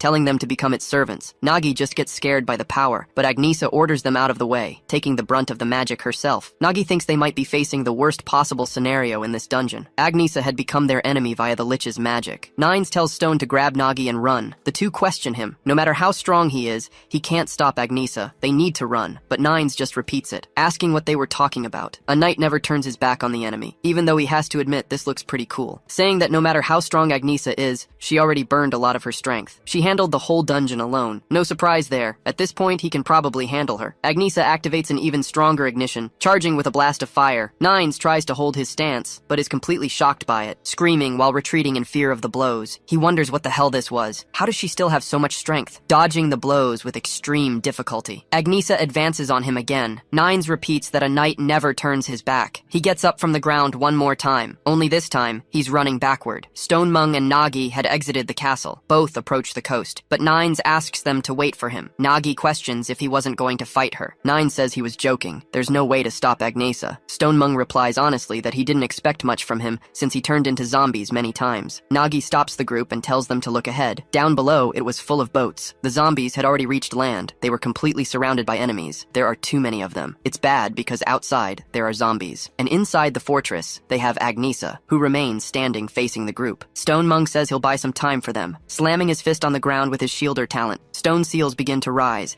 creating a barrier that traps Agnesa. The girl just observes this, finding an opening amid the stones. She jumps as high as she can, using the stone seals as stepping stones. Advancing to the place she desires, Stonemung says, as expected of Agnesa, she was so fast he couldn't even land a hit. She is closing in on his ally. Nagi is able to think for a fraction of a second. There must be something that just for a moment helps stop Agnesa's attacks, but it has to be good. A trick won't work twice on her, so he puts his hand in his backpack, throwing something, thinking it would work. Agnesa charges until the launched food nears her. The girl turns her eyes aside, seeing the porter's food capture technique. She jumps on the stones to grab the donut, thinking the bread had been captured. Nagi says he did it. It seems she was under control, but still following her basic instincts. Nines laughs. The protagonist says they wouldn't hold out like this much longer. They need to find a place to hide in the fortress. Inside, Nagi breathes heavily, commenting that she didn't seem to be following them now, but at the same time, the zombies were climbing the cliff. They were trying to regroup inside the fortress, so they need a plan. Nines says it won't be easy. Agnesa was receiving help from the lich. She should have been out of ether after clearing the dungeon alone, but since she was feeding on the lich's power, the flames turned black. If it weren't for that, he would have defeated her. Anyway, he wants to know what this place is. Judging by the weapons in the glass, it seems to be some kind of armory. Nagi denies it. It doesn't look like zombie equipment. If he had to say, this place looks more like a trophy room. The two question this. Nagi says intelligent monsters like liches sometimes collect fallen adventurers' belongings as trophies. That's probably it, thinking the dungeon structure was very difficult compared to its level. And with a lich as a boss, it's not surprising other groups have fallen here. But there's something he doesn't understand. Why are there children's toys and objects that don't belong to adventurers mixed in? Stonemung says he heard a story once. As mentioned before,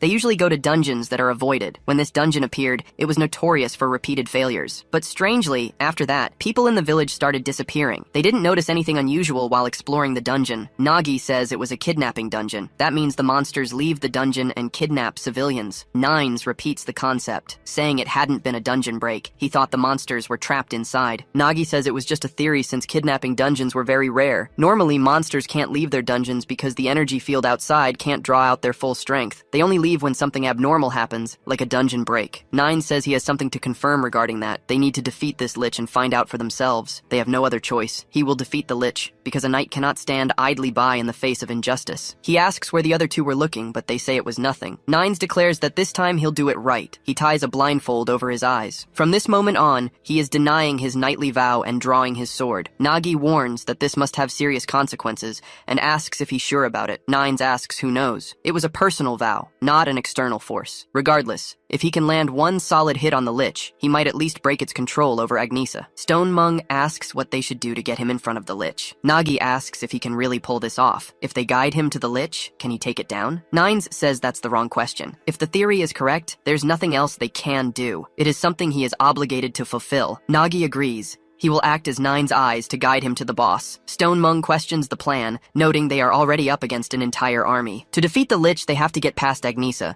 and push through the whole horde. Nagi replies that he's right. To break the enemy army, they are going to need an army of their own. In the Lich's chamber, Agnisa and all the zombies stand aligned. One zombie salutes its king, speaking in its tongue about something important. The Lich comments that it seems the rats are coming to fight. They must capture them all, even take an arm or two if necessary. The zombies advance against the protagonist group. Nagi warns that they are coming and tells everyone to get behind him. Suddenly, the zombies trip on a tripwire. This causes an immense explosion of smoke, which billows towards the group. Nine says he can smell something delicious. Nagi asks if Gula is ready. She asks him to wait a moment, wanting to know if he's sure this will work. Nagi tells her not to worry. He will be aiming. She just needs to pull the trigger. A zombie appears through the smoke, dissipating everything in its path. Nagi opens his backpack slightly. Inside, one of the puppies holds a crossbow. He releases his entire army from within. Gula says it's time for them to prepare and then fire at the group. Nagi uses his secret technique, Porter Dog Machine Gun. Tens of thousands of arrows are fired against the skeleton army. Nines asks what is happening. The arrows continue firing non-stop. Nagi says they are just going to pass through to the boss room. Meanwhile, in a walled city inside the Adventurers Association, various people gather in the guild. A girl looks at her colleague, asking what Petra has been writing these days. She's been acting strange since returning from the Rift Dungeon, and the girl wants to know if she's writing research paper or something. Petra denies it. It was just a question on her mind, and she wanted to organize her thoughts. She was wondering if one really needs a combat-related talent to be an adventurer. The girl asks what kind of obvious question that is. It's clear. If you don't have a combat talent, you won't be one. Otherwise, why would people go so far to obtain one? She doesn't need to explain. Petra just needs to look over there. A man yells not to mess with him. Something says his talent is tailor. The man insists there's no way that's his talent, and demands to do it again. He needs to become an adventurer, but the crystal ball says he cannot. The girl says she sees people like this many times a day. The chance of awakening with an adventurer talent is very low. Petra reflects that their life paths are determined so early. Every person who passes through the class ceremony at the guild is supposed to awaken their innate talent. The process analyzes the ether in their body and displays their talent written in the form of magical equipment. As a result, the rules for adventurers are extreme. Some people say it's better to discover your natural talent early so you can follow it. She admits she thought that way too. Her colleague says she still doesn't understand why people are so desperate to become adventurers. Even offering a chance at money or status, it's a dangerous and cruel path. They were lucky to get government jobs with salaries on par with average adventurers, but without the danger. Life was easy. Petra writes that even after what happened and meeting Nagi, she started asking herself something about a person's future. Furthermore, can dreams really be determined by the talents you are born with? Back in the dungeon, facing all the zombies being hit by arrows, Nagi's backpack keeps firing. He tells everyone to stay close. They might have overwhelmed the numbers, but each arrow was crudely made. The zombies will recover and advance once more. Nines asks if they are doing well. He can't see anything, so he has no idea what happened. Stone Mung tells him not to worry. Nagi is incredible. He heard Nagi led a Rift Dungeon expedition, and the rumors weren't exaggerated. Nagi warns that they are near the boss room now. This is when the game truly begins. The zombies stand before the Lich. The group notes that, as expected, with so many enemies, it will be hard to reach the boss. But Nagi has a plan. He reminds them that the Lich dodged Agnisa's attack with a teleport.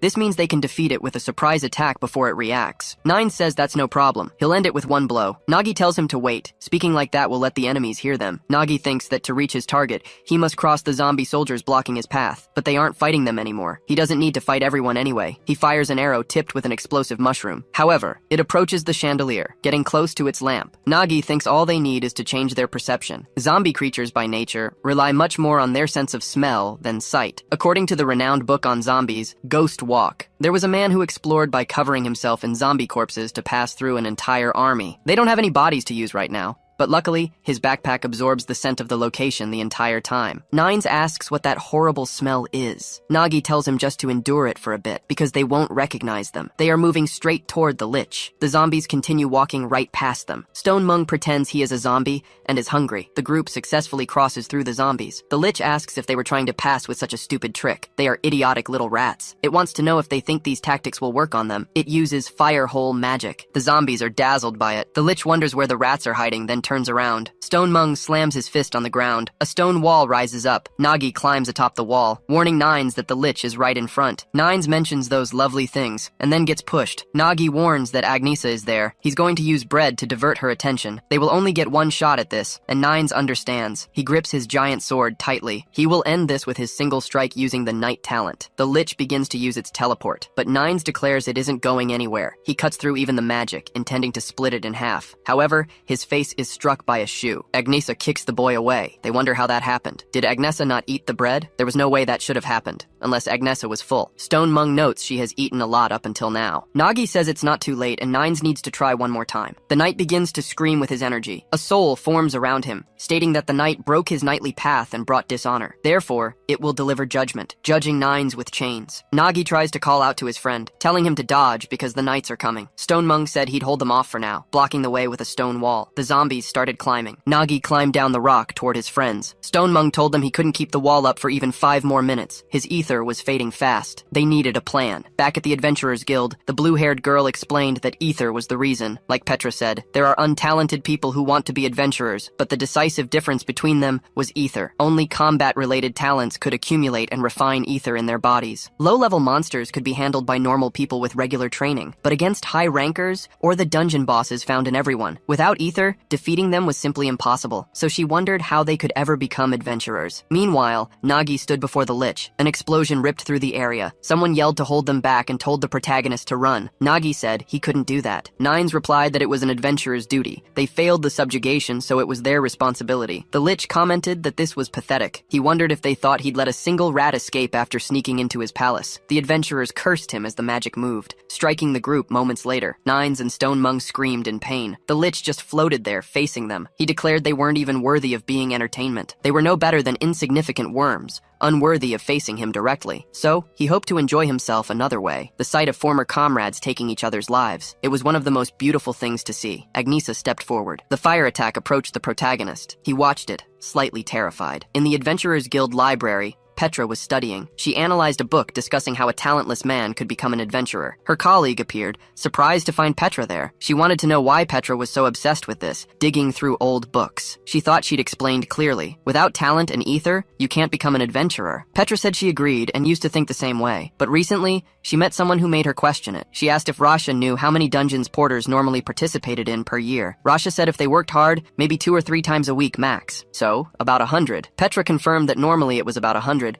sometimes 150, but according to guild records, there was one porter with nearly 300 subjugations a year. Rasha asked what kind of person that could be and if they ever rested. For a porter to be that obsessed with dungeons, they must either be completely addicted to money or harbor an absurd hatred for dungeons. Nagi defended against Agnesa's strike with his sword. The fire attack closed in. The sword began to fragment from the heat, snapping in 2 with Nagi's deflection. He thought that if he was going to face her, he couldn't let a single strike through. It was more than just the difference in equipment quality. There was a real difference between Agnesa and him. He made another defense. Another of Nagi's swords broke, so he pulled a shield from his pack. He stood firm. He thought that he only had one advantage. When adventurers are clearing a dungeon, the porter has nothing to do. The only thing they can do is watch the adventurers fight, and that's what he knew, from Agnesa's swordsmanship to her habits. Every strike of hers began with an ignition at the sheath, followed by her sword technique. But even knowing that, the attack happened in an instant. Just reacting wasn't enough. Agnesa prepared an attack, raising her weapon above her head. Nagi reflected that the time between hits was 2 milliseconds. If he waited to see the movement before dodging, it would be too late. He dodged 2 of her strikes. He knew he had to nail his next move, anticipate the flow of her swordsmanship, and move before she attacked.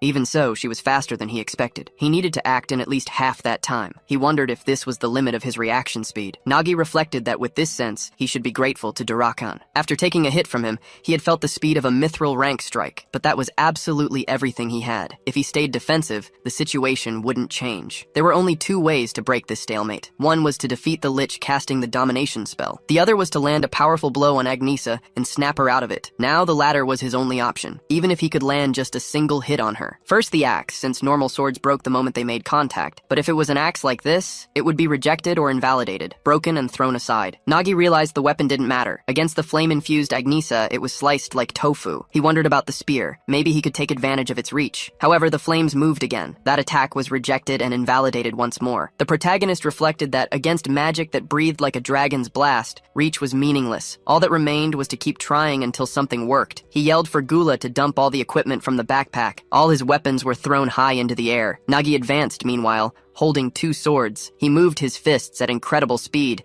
deflecting another strike from Agnesa. The sword broke again. Nagi stopped behind her, grabbing a long sword stuck in the ground. He deflected another blow with extreme ease. However, the wheel of fire moved. Even though he could move, some of his weapons were snapped in half. Nagi moved quickly with a dagger in hand, striking her sword once more. Little by little, the fire weapon began to break. Nagi realized her equipment was also sustaining heavy damage from the temperature. He just had to hold on a little longer. Nagi grabbed 2 more swords. He thought, just a little more. He attempted another flurry of strikes, attacking Agnesa without giving her time to rest, constantly deflecting her blows. They stared coldly at each other as another volley occurred. Their battle was like a swordsman's dance, with weapons breaking at every turn. Agnesa prepared her sword once again. She used fire flower. Nagi emerged from her attack completely burned. He thought this was his limit. Then, Agnesa's sword broke. The girl advanced with another kick. Nagi thought his body had given up first as he was thrown into the air. He screamed in pain. The Lich watched the battle, laughing. He commented that this was amusing, an unexpected source of fun. Until now, the adventurers who came here were nothing but trash. But Nagi was worthy of his dungeon. He should surrender his strength. If he did, the dungeon would expand beyond this place and devour the entire kingdom. Thanks to Nagi, his dungeon would grow stronger. He thanked him, for he would rebuild his empire. Swords continued to fall to the ground. Nagi remained kneeling there, his body drained of strength. He said a monster planning to invade the world was dangerous, so he couldn't let him escape. All monsters had to lose their lives along with the dungeon. He asked how many weapons were left. Gula replied there was only one. Nagi drew the final sword, saying it was just one chance. He wondered what he should do, but he just closed his eyes,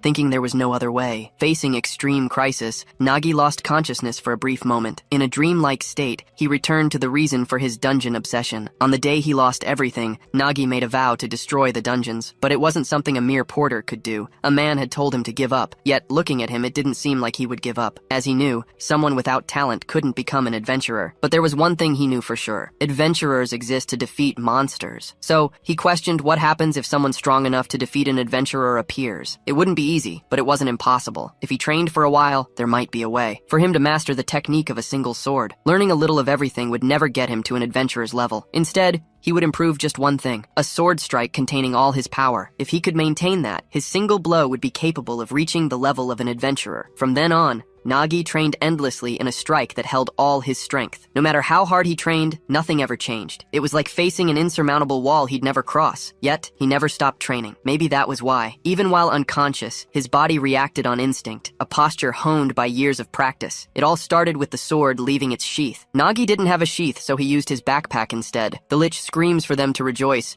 claiming it will grant them immortality so they should cast aside their fragile bodies. Agnesa charges forward with a fiery strike. Someone without talent could never become an adventurer. Their ether couldn't be improved. They couldn't cut a monster. But then, the sword is drawn, glowing with blue energy. Nagi thinks, it's not up to me to decide that. He strikes with everything he has. Agnesa's sword snaps in two. The strike closes in on the Lich, closer and closer. The monster slowly closes its eyes. The battle scene, once amusing to it, spins wildly in reverse, because now, its body is missing its head. On that day, Nagi didn't know what he had done, but the blade that landed that blow was the one that bridged the abyss between adventurers and the talentless.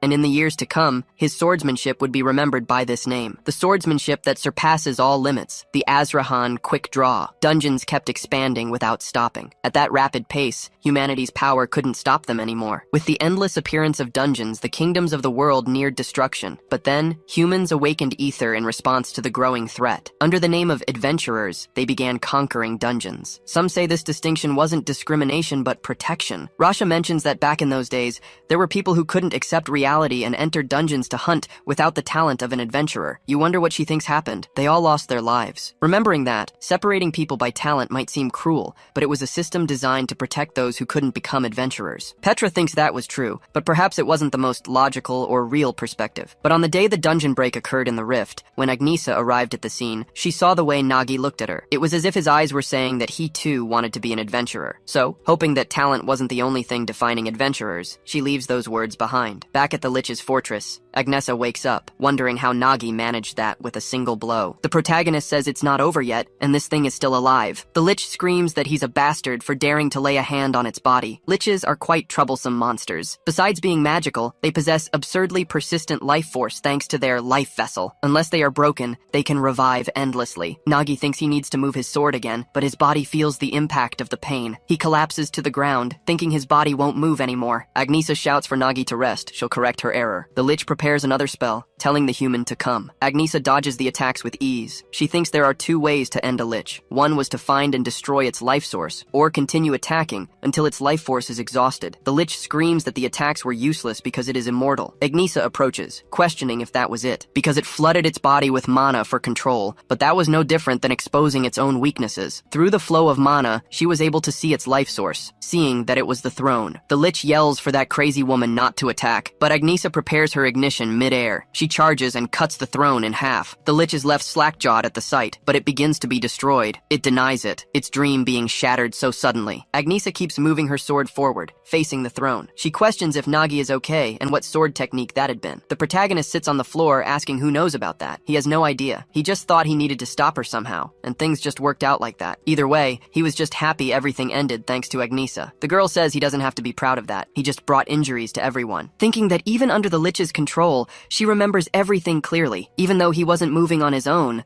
Nagi fought on the same level as her, but the difference was overwhelming. And yet, he managed to cut the lich behind her with that sword technique. She wondered what that was because it had been absurd. Even now, she knows this wasn't just his strength, but more importantly, it was his will to fight an opponent he knew he'd never beat. The guild leader tells Agnesa to remember this. In that world, they don't need adventurers with great power, but adventurers with great will. One day, she will understand and find someone like that. Someone who, amidst the crisis of disaster, still holds an inexplicable power to push through alone, unlike those who aim for personal gain through their strength. That was a true adventurer, and that was the reason why she, as vice captain of Twilight Wind, had to make sure this person joined. So, Agnesa says she's going to ask one more time. Her guild, Twilight Wind, wasn't like normal guilds aiming for money or fame. They exist to eradicate dungeons and prevent dungeon breaks. Because of that, they end up taking on more dangerous dungeons that bring no benefit, only difficulty. That was why her guild doesn't want those with great strength, but those with great will. Just like Nagi, who risked everything to clear the Rift dungeon without personal gain, all to prevent a break. Then she extends her hand to him, questioning if he wants to join her guild because they need him. Nagi looks at her hand, thinking that it was a guild dedicated to preventing dungeon breaks. He had already wished for something like this but never found one. If he had, that tragedy wouldn't have happened. A merchant calls out to the protagonist saying he was there, but he was too late in that case, because the village had already been burned down. Bodies were lying lifeless on the ground. Nagi could only cry, thinking that this was what he wanted to change. Perhaps this is what he needs to do, saying that if she is serious about this, then he would give it a chance to stop the breaks. Agnesa welcomes Nagi, now as a member of Twilight Wind. Stone Mung sleeps on the floor thanks to the lich's magic, but he wakes up suddenly, getting scared by the scene of the battle, wanting to know about the lich and what happened to Agnesa. But he begins to process the situation after seeing the two of them. Then he says she broke the control magic on her own and defeated the lich. Incredible, as expected. But Agnesa says she'll explain later. Besides, Nines hadn't even done anything. She wants to know how long he's going to sleep, ordering him to wake up immediately after. Nines wakes up scared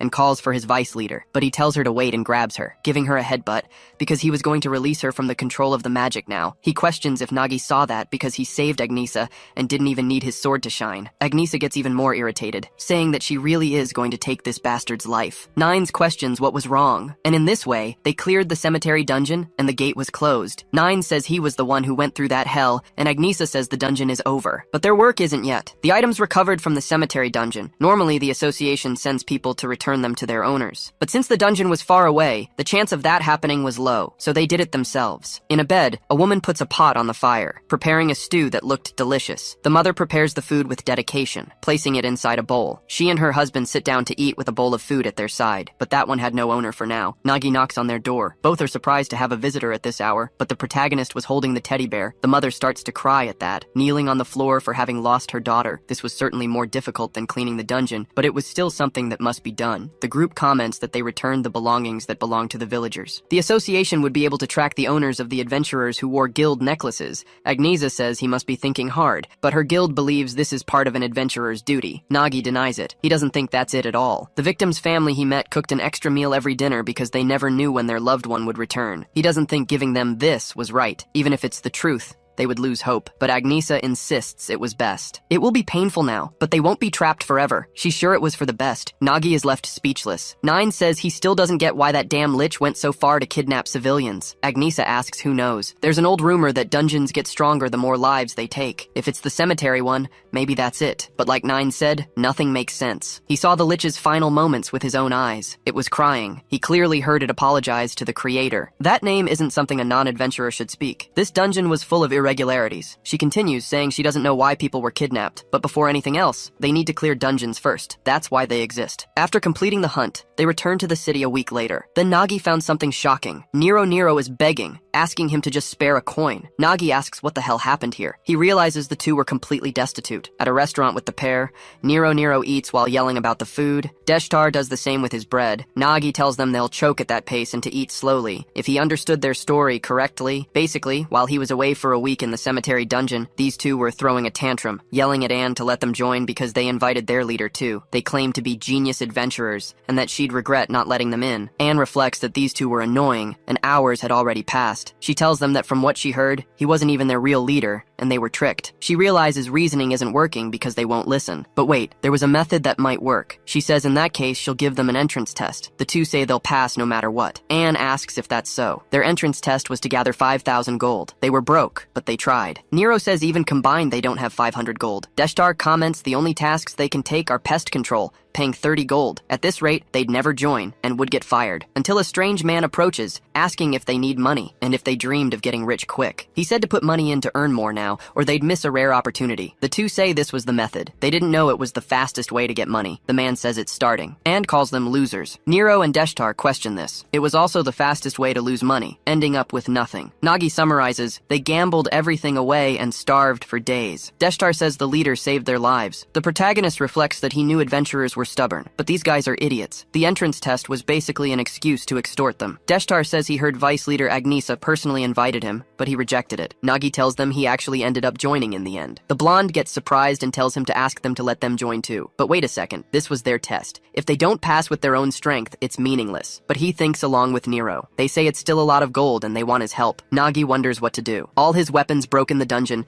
and he needs gold. Now there was a perfect way to make money. Maybe he should check the guild for available dungeons. He tells them he'll help, so they should follow him. At the Adventurers Guild office, Petra continues signing her documents. Nagi catches her attention right away. The girl asks what brings them there. Nero tells her not to be surprised, because the leader is going to help them get rich and swim in money. Nagi says he'd like to take these two into a dungeon and wants to see what's available. Petra replies there are regulations. However, she immediately understands the protagonist's idea. She asks if he's thinking of going to that dungeon. A minecart starts moving along the tracks, heading toward a door. Deshtar screams about it, and Nero does the same. The necromancer says in the last dungeon they kept going up, and now they're going down. Nagi just says everything on the surface was already taken, so they need to go deeper. But they shouldn't worry. They're almost there, crossing through the door right after. They end up in the lower levels of the dungeon. Nero says this is weird. They came deep, but there are no monsters. Deshtar says he was dying for a fight. Nagi explains it's because this dungeon has already been cleared. Everyone wonders about that. The dungeon was a mining type, full of ore. It was one of the best places to make money even after being cleared, since the ore doesn't disappear. Because of this, guilds accept quests to clear all the monsters first. Then they hire miners to extract ore afterward. In other words, a mining dungeon was usually an empty field with no value. But the deepest part was different. The ores were untouched since transporting them cost too much money. Nagi says this was his target. Various ores are right in front of them. This was the D-rank mining dungeon. Nero tells them to look at all of it. Nagi explains there are many tons of high-quality ore here. This is where the true value of his backpack shines.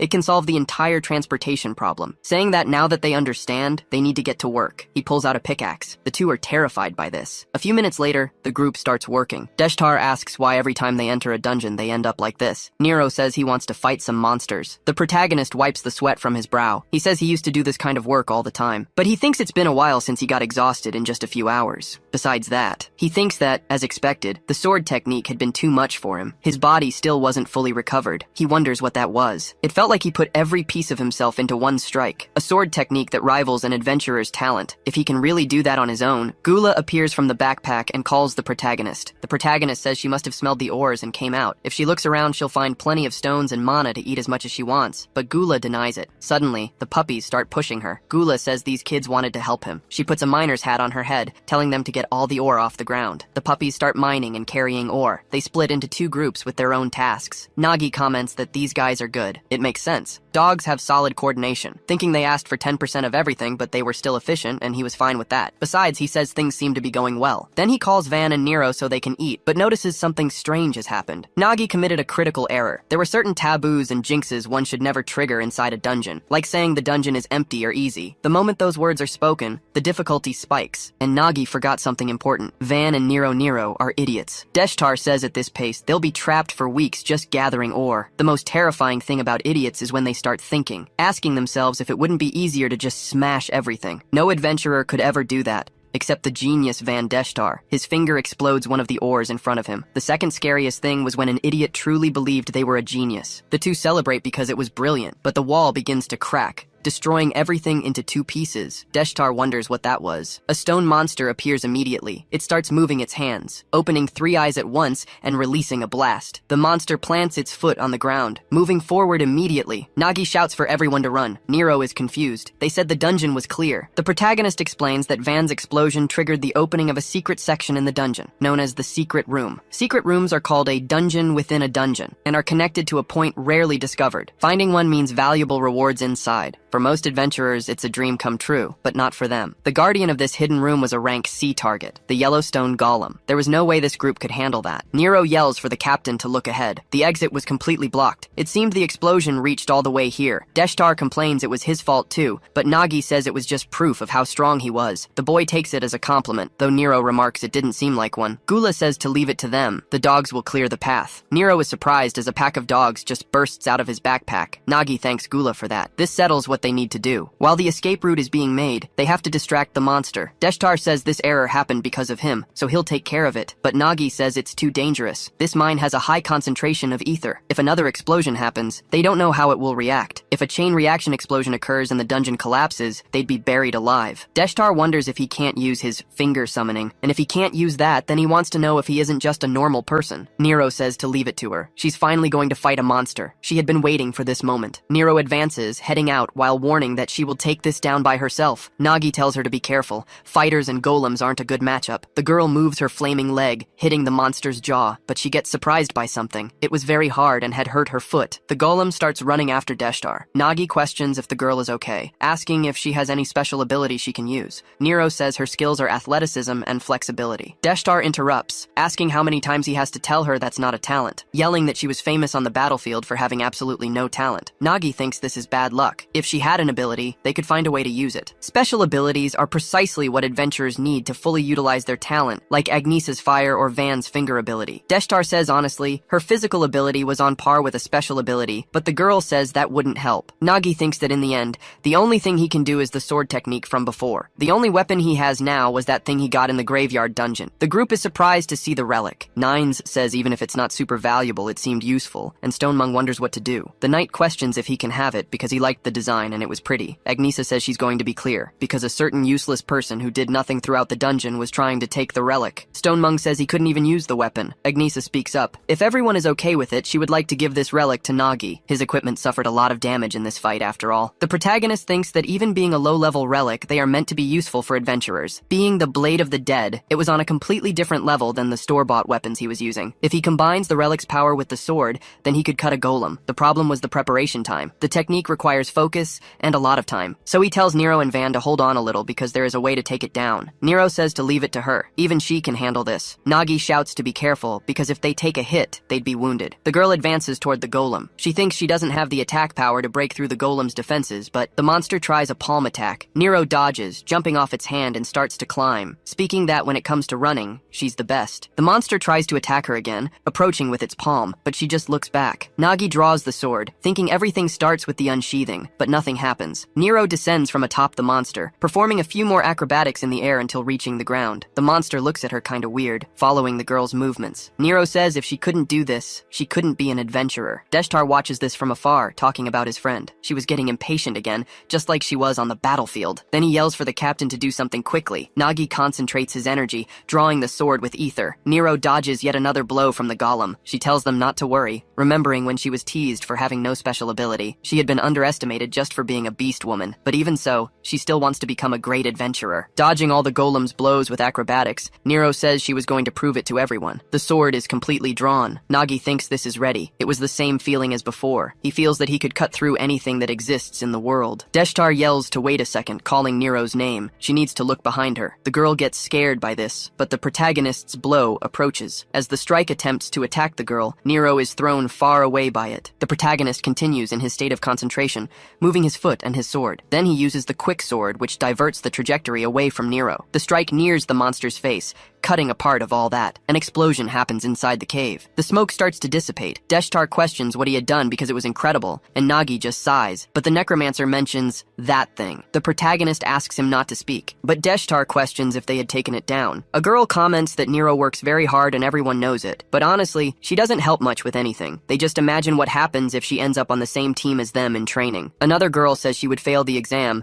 since she was the only one there who didn't have a special ability. Seriously, they asked themselves what a beast woman was doing trying to become an adventurer. She only ran errands for them. Besides that, she's a black cat and brings bad luck. Nero sighs, panting after the battle. Deshtar questions if she was okay, and the girl confirms. But she wants to know what that was just now, and if the captain really defeated the golem. Nagi speaks that he wasn't able to. At the last moment, he lost focus. Amidst the smoke, the golem emerges with an immense wound on its shoulder. Nagi says he must have missed. The golem looks at the group. Deshtar says she flew into the captain's field of vision and blocked his aim. Nero wonders if it was all her fault, crying over it, while Deshtar says this doesn't seem like her. Nagi stands up speaking that it wasn't her fault and he was the one who committed the error. His technique was still incomplete, and that was the reason. Thinking that if he had mastered his swordsmanship technique, he could have landed the blow without hitting Nero. But with his current condition, that wasn't something he can do properly. His body reacts to it, and half of him felt broken. The golem tries another blow, approaching while using a burst of fire. The group says that thing looks furious. Nagi says first they need to, but the golem's stones interrupt his phrase. They fly toward the group. This was the stone breath. The group starts to fall through the floor, falling into a corner much deeper underground. The golem remains standing together with the stone. Nagi crawls out from under a rock, asking if everyone was okay. Van says he was more or less okay, but wants to know what they should do. The golem moves its hand, approaching Van and Deshtar very quickly. The necromancer just screams in fear. Nero yells that it shouldn't dare touch her group,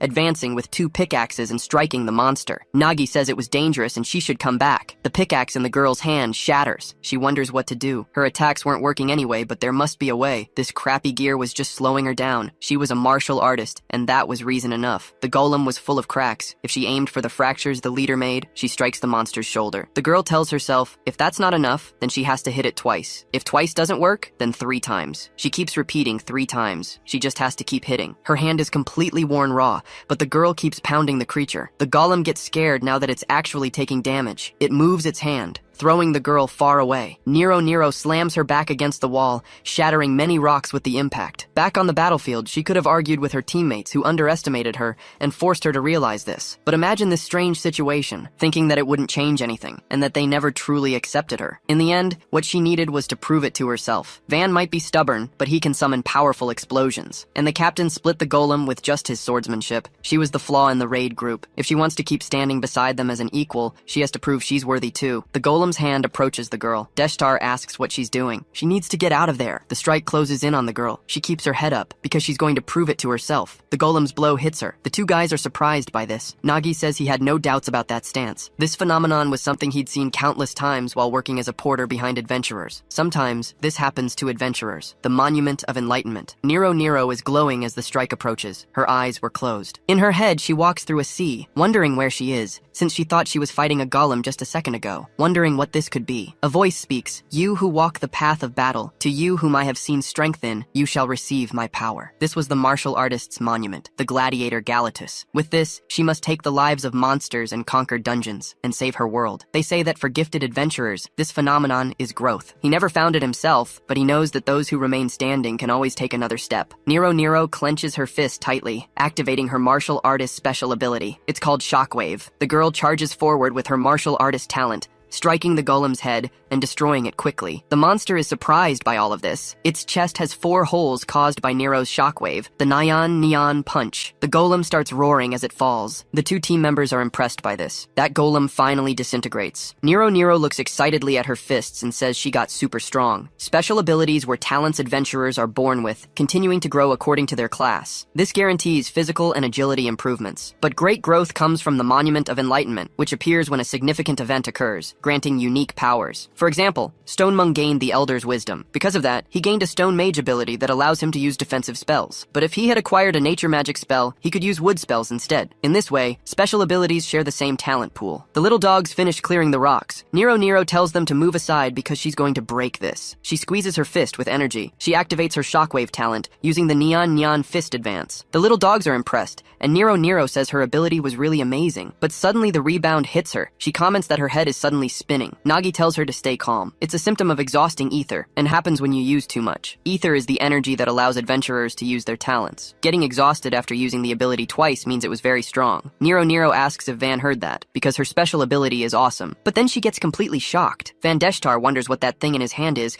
because it suddenly flew out of the golem. Nagi says it was a soul resonance. He hadn't met many adventurers with necromancer talent, but he heard they can extract souls from monsters that match their affinity. Van says he remembers hearing about that at camp. That means it's his. So he squeezes the ghost, absorbing it into his body, commenting that he feels it coming to him. His ability was handiwork, and if he adds the Yellowstone golem's soul to it, he understands how to use the ability. This was the soul impression he managed to move to his finger. Then he uses the thumb summoning immediately, with his necromancer talent called Arise. The golem starts to emerge from the smoke, turning into a huge thumb of Van's. He says it's much bigger than the original, but the height difference makes him dizzy, so he tells the monster to kneel. That golem obeys the orders immediately. Van says it's much better at this eye level. Nero complains that she did the hard work, but he got all the payment. Van says it's just because he's a genius. The girl yells at him to send that thing back before it explodes. Nagi reflects that this is how adventurers get stronger in an instant. It was so fast that people without talents couldn't keep up. He was genuinely happy they were both evolving quickly, since the world needs more powerful adventurers to clear dungeons. Then he tells them to calm down, because they've already taken down the Guardian, so all that's left is to check the hidden room, lighting a candle while telling everyone to stay alert. Even though they defeated the Guardian, no one knows what might be inside. If the reward is good, they don't need to mine and could easily reach their gold goal. Van says he wants something high value because he wants to join the guild soon. Nero agrees, since they were only saving money from mining. Nagi says those two seem close, wanting to join the guild together. Most people split up after training. He wonders how they ended up like this. Van says he doesn't remember, and wonders when they started hanging out. Nero repeats the moment they became friends. It had been when she was behind the door and someone called them brats, because they should stop talking shit there, since that doesn't work together with the future genius adventurer like him. And everyone gets scared because his clones were close to exploding. Nero says there's no need to even ask about that, since it was natural for the top 2 in the training center to team up. Van says that's how it was, and agrees. Then Nero says that now that they have special abilities,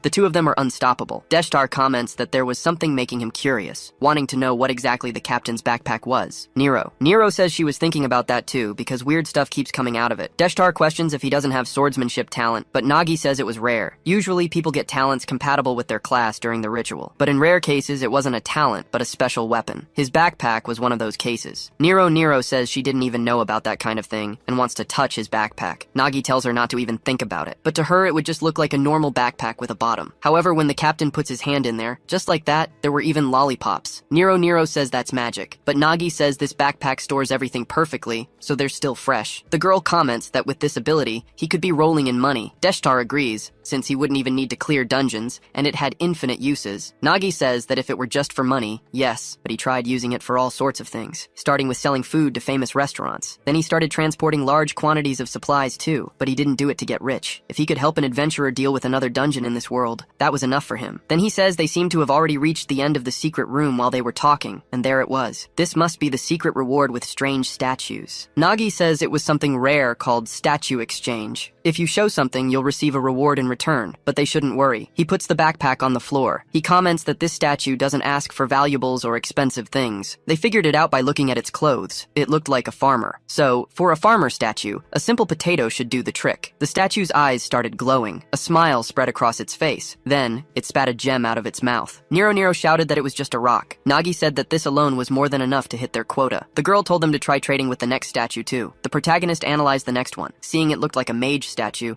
he He figured he needed mage-related things. He wondered if a magic stone or something similar would work, but the monster just stared with red eyes, enraged that he failed its test. Nagi stated he'd failed. He didn't think something like this would happen. The two wondered if they only got one chance. The water here felt dank and disgusting. Nagi said that was his weakness solution, and they really needed to be careful with the last statue. It was a zombie statue. They said it was their last test, so they'd better not mess up. They needed to win here. If it was a zombie, it must want human flesh or blood. Van wondered if he should offer his finger or something. Nagi told him to wait. He had something that might fit. Maybe bones grabbed from the cemetery dungeon or fresh meat. But hold on a second. A zombie used to be human. Maybe it wanted something different. He thought it might be similar to the farmer. That meant maybe what it wanted was a golden apple. The two wondered if the captain was joking. They were done for. But Nagi told them to calm down. It was a gamble, but this apple was from a southern region and held purification energy and divine power. If he was right, maybe what the zombie wanted was to be healed. A drop from the apple began to trickle down, falling onto the zombie's hand. It started to shine, remembering its past. A bright light illuminated the room the protagonist was in. He told them to watch. The zombie was being healed. The statue was transforming into something secret, turning into the figure of a king. The two said they could count on the captain. The villager revealed a golden box. Nagi and his group were surprised, but the chest opened on its own, emanating a brilliant glow. Nagi announced that this was a relic. Back at the Twilight Wind Guild office, Anne grabbed the sack of coins, saying they really brought back that much. The two claimed it was nothing for geniuses like them, and now they wanted to join the guild. Van said they finally did it. Honestly, he thought she was trying to scam them, but after going out to earn gold, it all made sense. She wanted them to grow through experience, and they even unlocked new abilities thanks to it. Anne agreed with them, wondering what was wrong with these idiots, but it didn't matter. She would get things done now. At the Adventurers Guild, a girl approached. She smiled, showing her cat ears, and walked up to Petra next. The inspector noticed her immediately, saying they were back. Van and Nero. Nero had returned along with Nagi, and with those emblems on their clothes. She congratulated them on joining the guild. Nero stated there was nothing they couldn't do with their talents. Van added that the Twilight Wind Guild had an eye for talent. The girl told Petra to listen well. They went to the depths of the mining dungeon. Van even exploded, and a golem appeared. They defeated it, and now they wanted to trade something valuable. Petra said that was impressive. Nagi changed the subject, saying the reason they were there was because of an item. He wanted to know if the appraiser was available. Nero agreed, and the protagonist stepped in front of her. Showing the martial artist relic, Petra asked if they found this in the mining dungeon. Their luck was incredible to have found a secret room. Petra could do a basic evaluation. Van said they should just sell it now,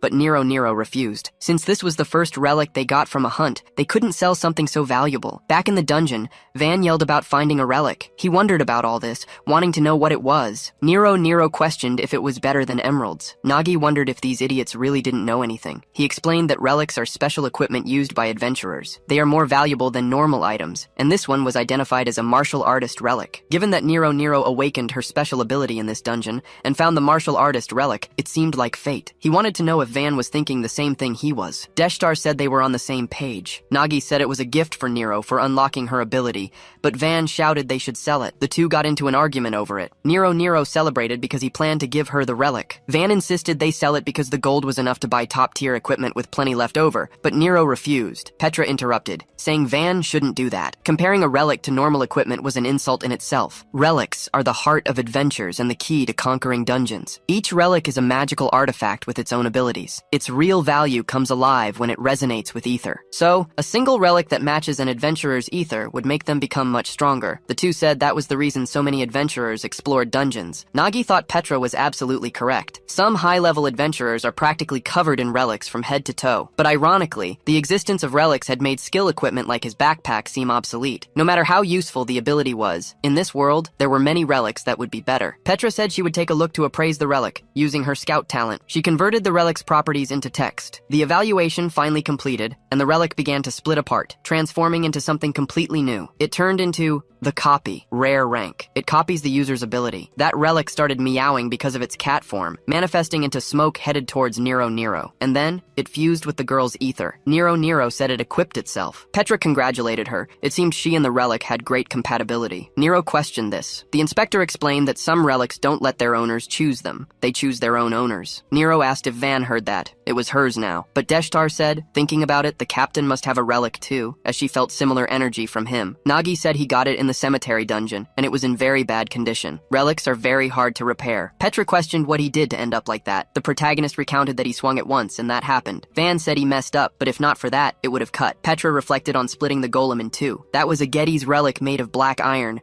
and he swung the sword once and left it in that state. The more she learned about him, the more impressed she became. Even without talent, Nagi continued advancing, while she didn't. The protagonist apologized for coming there just to chat. They had a meeting, so they needed to return to the guild first. Rasha noticed Petra's expression, analyzing it for a few seconds with curiosity. Back at the Twilight Wind Guild office, red ink spread, marking an X. Agnesa said that made the 30th dungeon that had a recent break. It was forming a single line, and these breaks were happening in a pattern. It was too coincidental. Each of these dungeons was directly connected to the Dawn Guild. If this pattern continued, the next dungeon that would break was right there. They needed to go ahead to prevent the break. A direct confrontation with the Dawn Guild was going to happen. The master of that guild warned them not to allow failures or interference. Starting from the rift that V personally interfered with, the cemetery dungeon, which was certainly going to experience a break, they had been interrupted many times. That was the exact reason why, no matter what happened, they must ensure the dungeon break, even if it meant eliminating everything in their path. But Need questioned what the commander was worried about, since Y was already in that dungeon. As long as something was in that woman's interest, she moved like a viper and never let go. So he didn't want to get involved with her if he wanted to help, and that same woman gave him a very specific warning. Agnesa was her target. The girl stood in her room,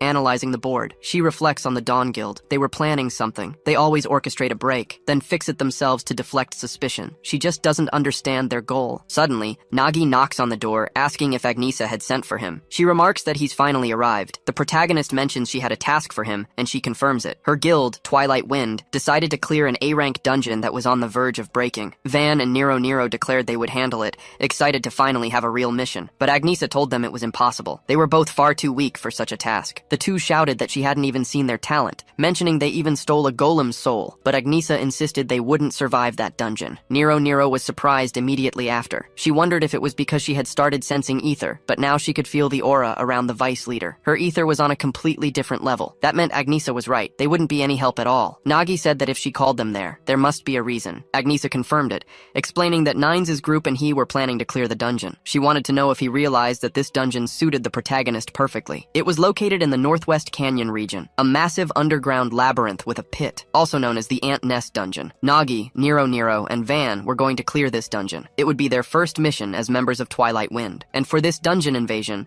Nagi would be the group leader. The protagonist questioned this. After all, he was just a porter. But Agnesa asked if he didn't know. When she recruited him for Twilight Wind, it wasn't as a porter, but as an adventurer. So for this mission, she wants him to assume command and lead the dungeon clear. And thus, Nagi's first mission as a group leader began. But ahead of them lay unexpected challenges. They were beyond anything he could ever imagine. Ants kept marching forward, chasing the running adventurer. Suddenly, he looked back and was struck in the chest by a stinger. The ants kept approaching. The adventurer wondered how this could be a C-rank dungeon. It should have been at least rank B or rank A, especially that giant ant, wondering what the hell that thing was. Because of it, all his companions had lost their lives. A woman said she had been waiting for this. Sitting on a broom, she called Agnesa's name. Later, in the guild office, Nagi placed bread on the table, commenting that making him a group leader so suddenly was overwhelming. He wondered if it shouldn't be at least a gold rank, but Agnesa said it was fine since the request was made under her guild's name. She had already signed off on it anyway. But Nagi remarked that even if it was a C-rank dungeon, they would fail if it were just the three of them. Agnesa told him not to worry about that. He already knew that ant nest dungeons were usually tackled jointly with other guilds, so he would have other raid teams. He didn't need to worry about failing. Besides, he had already led the Rift dungeon, and honestly, he had led the cemetery one too. Nagi was someone she chose personally, so he should trust himself. And there was one more thing. Someone in the ant nest would be his perfect support. He's a bit harsh sometimes, but he would be a great help. Nagi said he understood. But in that dungeon, they needed something major. Agnesa commented that they must be thinking the same thing. They both spoke about a scout at the same time. The ant nest dungeon was a constantly changing labyrinth, so a scout was essential to guide their path,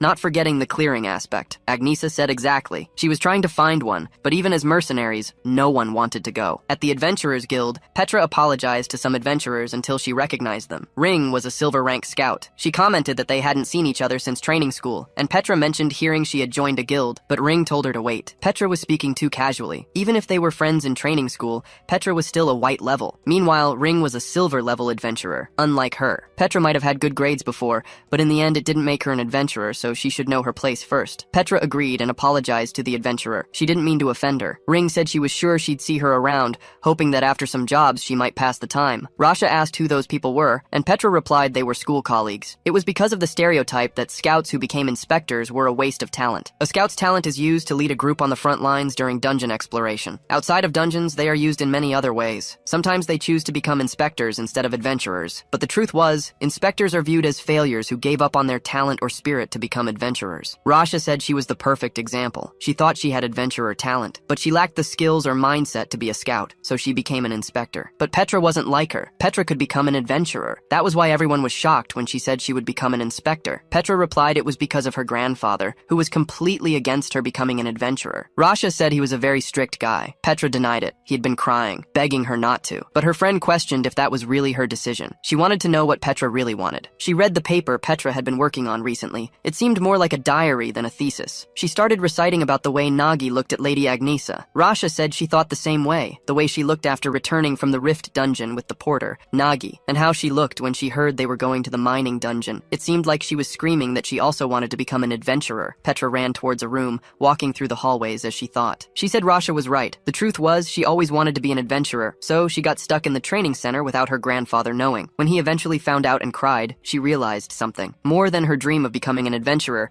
Petra wanted to be a good granddaughter who could take care of him. She knew he went through hard times after her parents lost their lives, and all she has is the dream she hadn't given up on, or something like that. Rasha analyzed it, calling Petra's name and asking if she was some kind of idiot. The girl questioned this, not understanding anything. Rasha said maybe now her grandfather wanted her to have a safe life, but what he really wanted was for her to be happy doing what she loved. Petra said she really did it, wondering if it was okay, and if she could really go with what Rasha had said. Then she knocked on the office door a few times, announcing she was there for the adventurer exam. She wants to change careers from inspector to adventurer. A butler said there was enough time for a cup of coffee to get cold, but he wasn't sure if it would be worth anything since she had done very well as an inspector, and it would be better to continue on that path. Petra said her friend recommended taking the exam, which luckily was today, but the butler disagreed. The correct phrase would be unfortunately, since he was the examiner this time, so he should introduce himself as Mr. Pachi. She probably knew him better as the adventurer killer. Petra thought she had heard of him. He doesn't literally take adventurers' lives, but his exams are notoriously strict. Most fail,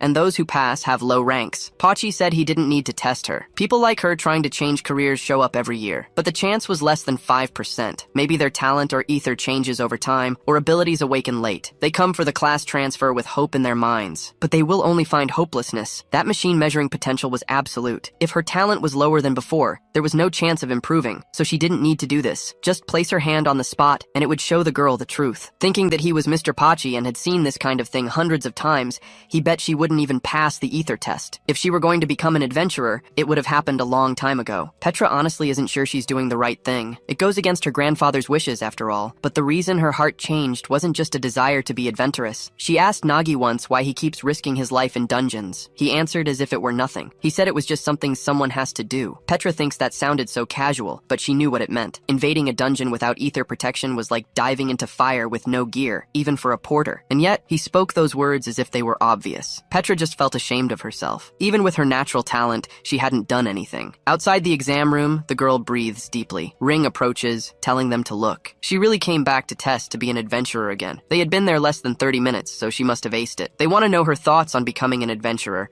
until Petra moves her gold necklace. The other girl is impressed, wondering what that thing was. In her chair, Rasha complains. Petra was a great co-worker and told her nothing, and now she's lost a friend. Back in the guild room, Agnesa says she searched everywhere with no luck. Nagi remarks that the ant dungeon is a cleanup job most adventurers avoid. It was rare to find a scout who wanted it. Agnesa says that's good, because if they were going to join the dungeon scheme, they'd have to leave tomorrow morning. Nagi agrees. He asks for a scout to just fall from the sky right this second. Suddenly, there's a knock on the door. Petra asks permission and enters the room. She asks if they have room for one more in their guild, introducing herself as the gold rank scout. The two are completely shocked. They ask if it really worked. In Pachi's room, the other scouts wonder what just happened. It must have been an error. A white rank would never suddenly become a gold rank. A secretary agrees, wanting to know how the examiner could skip protocol and award a gold rank so suddenly. Pachi says he believes in himself, and the Adventurer Association's incompetence was increasing anyway. They wonder how she was classified as white rank with such an absurd potential for ether. Mr. Pachi stakes his entire reputation on this. She absolutely deserves it. Mark his words, One day she will reach mithril rank or beyond. In his office, he drinks some coffee. It's been a long time since he felt like this. It was like discovering a hidden gem in the mud. This feeling of fun was something no job usually gives an examiner. That's why the coffee tastes better. But the secretary enters the room with a warning. They had a problem. Had he heard about the girl named Petra he approved for gold rank yesterday? Apparently, it was a sensitive issue involving her grandfather. Mr. Pachi's mug hits the floor. He complains that he is finished now. Elsewhere, horses walk. The group is on top of their carriage. Petra sighs deeply as she sits. Nagi asks what's wrong, and if she's still irritated by what he said earlier. Petra confirms. She wonders why she had to say that. Agnesa calls out to Petra. She says they know there's nothing wrong with her, but if she really wants to join the guild, she has to discuss her mindset as an adventurer. Every adventurer faces strong monsters or enemies they simply cannot defeat. Agnesa wants to know what Petra will do if she encounters one. Petra thinks this is the same question she heard from Nagi before. She says that if she has to face something like that, she should just fight dirty. Everyone is completely surprised by her answer. Agnesa says that's disappointing to say the least. Petra asks why. She repeats the question to Nagi. The boy asks who knows. Now that he thinks about it, he experienced that himself. An enemy he could never defeat, like the Lich or Agnesa. He faced both. No matter who the opponent is, what matters is the majority. Petra replies that wasn't what he had said, and so Petra's entry into the guild is conditional on her test, the ant nest dungeon. The girl says she will give it her all. Nero says this isn't right. Petra needs to explain. They want to know how she became a gold rank before them. Van agrees, wanting to know if she's as strong as the captain. Petra explains that scouts can always choose between becoming adventurers or working as inspectors. She just switched careers. Nero says so that was it. That meant something to them. He calls her the secret boss, and Petra asks about that. Nagi continues, saying that knowing she is a gold rank scout makes him feel safer in this dungeon. The previous Rift dungeon was easier with her talent. Petra replies that she doesn't have much field experience, but they should trust her. She knows the ant nest dungeon like the palm of her hand. She prepared for everything, from the layout to the types of ants. Nagi says she really came very prepared, but he was in an ant nest dungeon before as a porter. That dungeon was truly scary. No matter how much they prepare, it's something that can't be dealt with using logic alone. Petra calls out the protagonist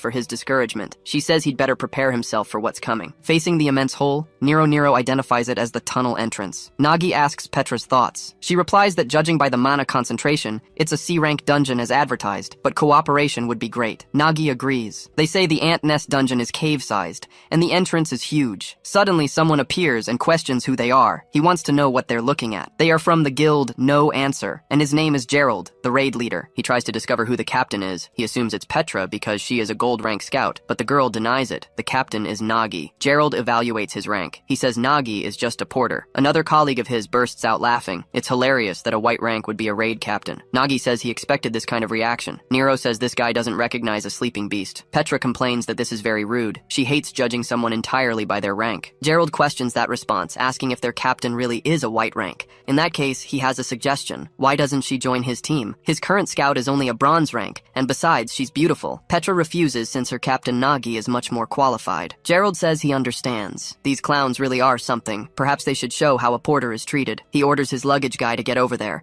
asking if he was grinding his teeth again. Something moves along the ground, crawling. Gerald says these days porters are full of complaints and act as if they're losing their lives. The boy just apologizes to Gerald. Petra asks if that isn't too much to carry, since it's way above the limit. Gerald speaks up. They must carry it and not spend energy talking. This is how a porter must be treated. If her captain is a porter, everyone will be treated like porters. Petra says she expected this, but didn't think it would be so bad. Nagi tells her not to worry. He thinks they are just guys like that. Porters are always overloaded. At least 7 porters had backpacks bigger than themselves. Nagi had forgotten after working for decent adventurers for a while, but this is how porters are treated. They are just walking backpacks. A girl speaks up saying they seem eccentric, but that doesn't matter. In a dungeon like this, they had no choice but to clear it themselves. Everyone is strong, after all. They just agree with Johanna. But the girl says dungeons scare her, so it would be better to have the highest number of allies possible. Gerald says that if Lady Johanna speaks, he will follow. It's better to stay close to them for protection. He says the guy should be grateful to Miss Johanna. Normally, he would have started a fight with his guild. Now, he just needs to stay at the back the entire time. Johanna wonders if it's time to head out. She's sure this is going to be an incredible adventure. Nagi watches her from a distance,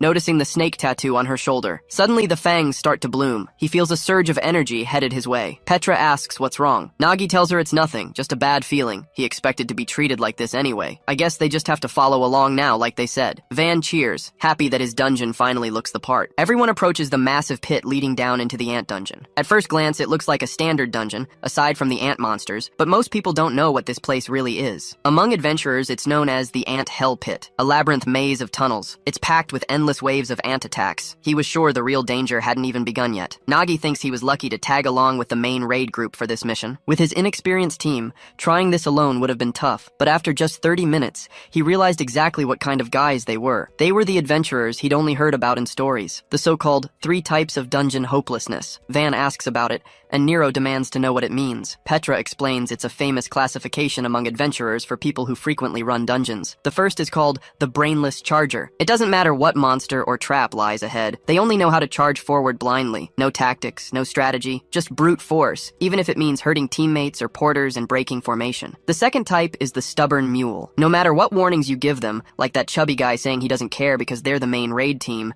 they won't listen. They insist they're right and refuse any advice. Their egos make the dungeon a total nightmare. And the last one is the flirt for brains. Like when Johanna comments a guy is amazing, and he immediately says he'll protect her and take her for coffee later. He's the type of idiot who comes to a dungeon looking for love instead of fighting monsters. So, in conclusion, this hopeless team was the best he could get. Nagi wonders if they'll actually be able to clear this dungeon. The scene takes place in the Ant Nest dungeon, a place that appears from time to time. Because of this, the association gathers guilds to do a routine sweep of its sectors, but since the rewards are terrible, nobody really wants the job. We're then told that the current guild is doing the same old thing, so they pick up the pace, wanting only to clear the bare minimum and get out of there quickly. But the more they push the pace, the more exhaustion builds up in one of them. Sweat is already pouring down his face, and his glazed eyes show he's at his limit. We then understand that with this rush, the porters end up getting exhausted. Expeditions need them to function, but most adventurers don't even care. At that moment, Nagi turns and asks if the boy is okay, offering to carry his load. The porter refuses the help, telling him not to worry about it right now. He then struggles to his feet, saying that carrying the pack is his job. Nagi realizes the other guys on the team are pretty unpredictable and decides not to make a scene, but one of them loses his patience,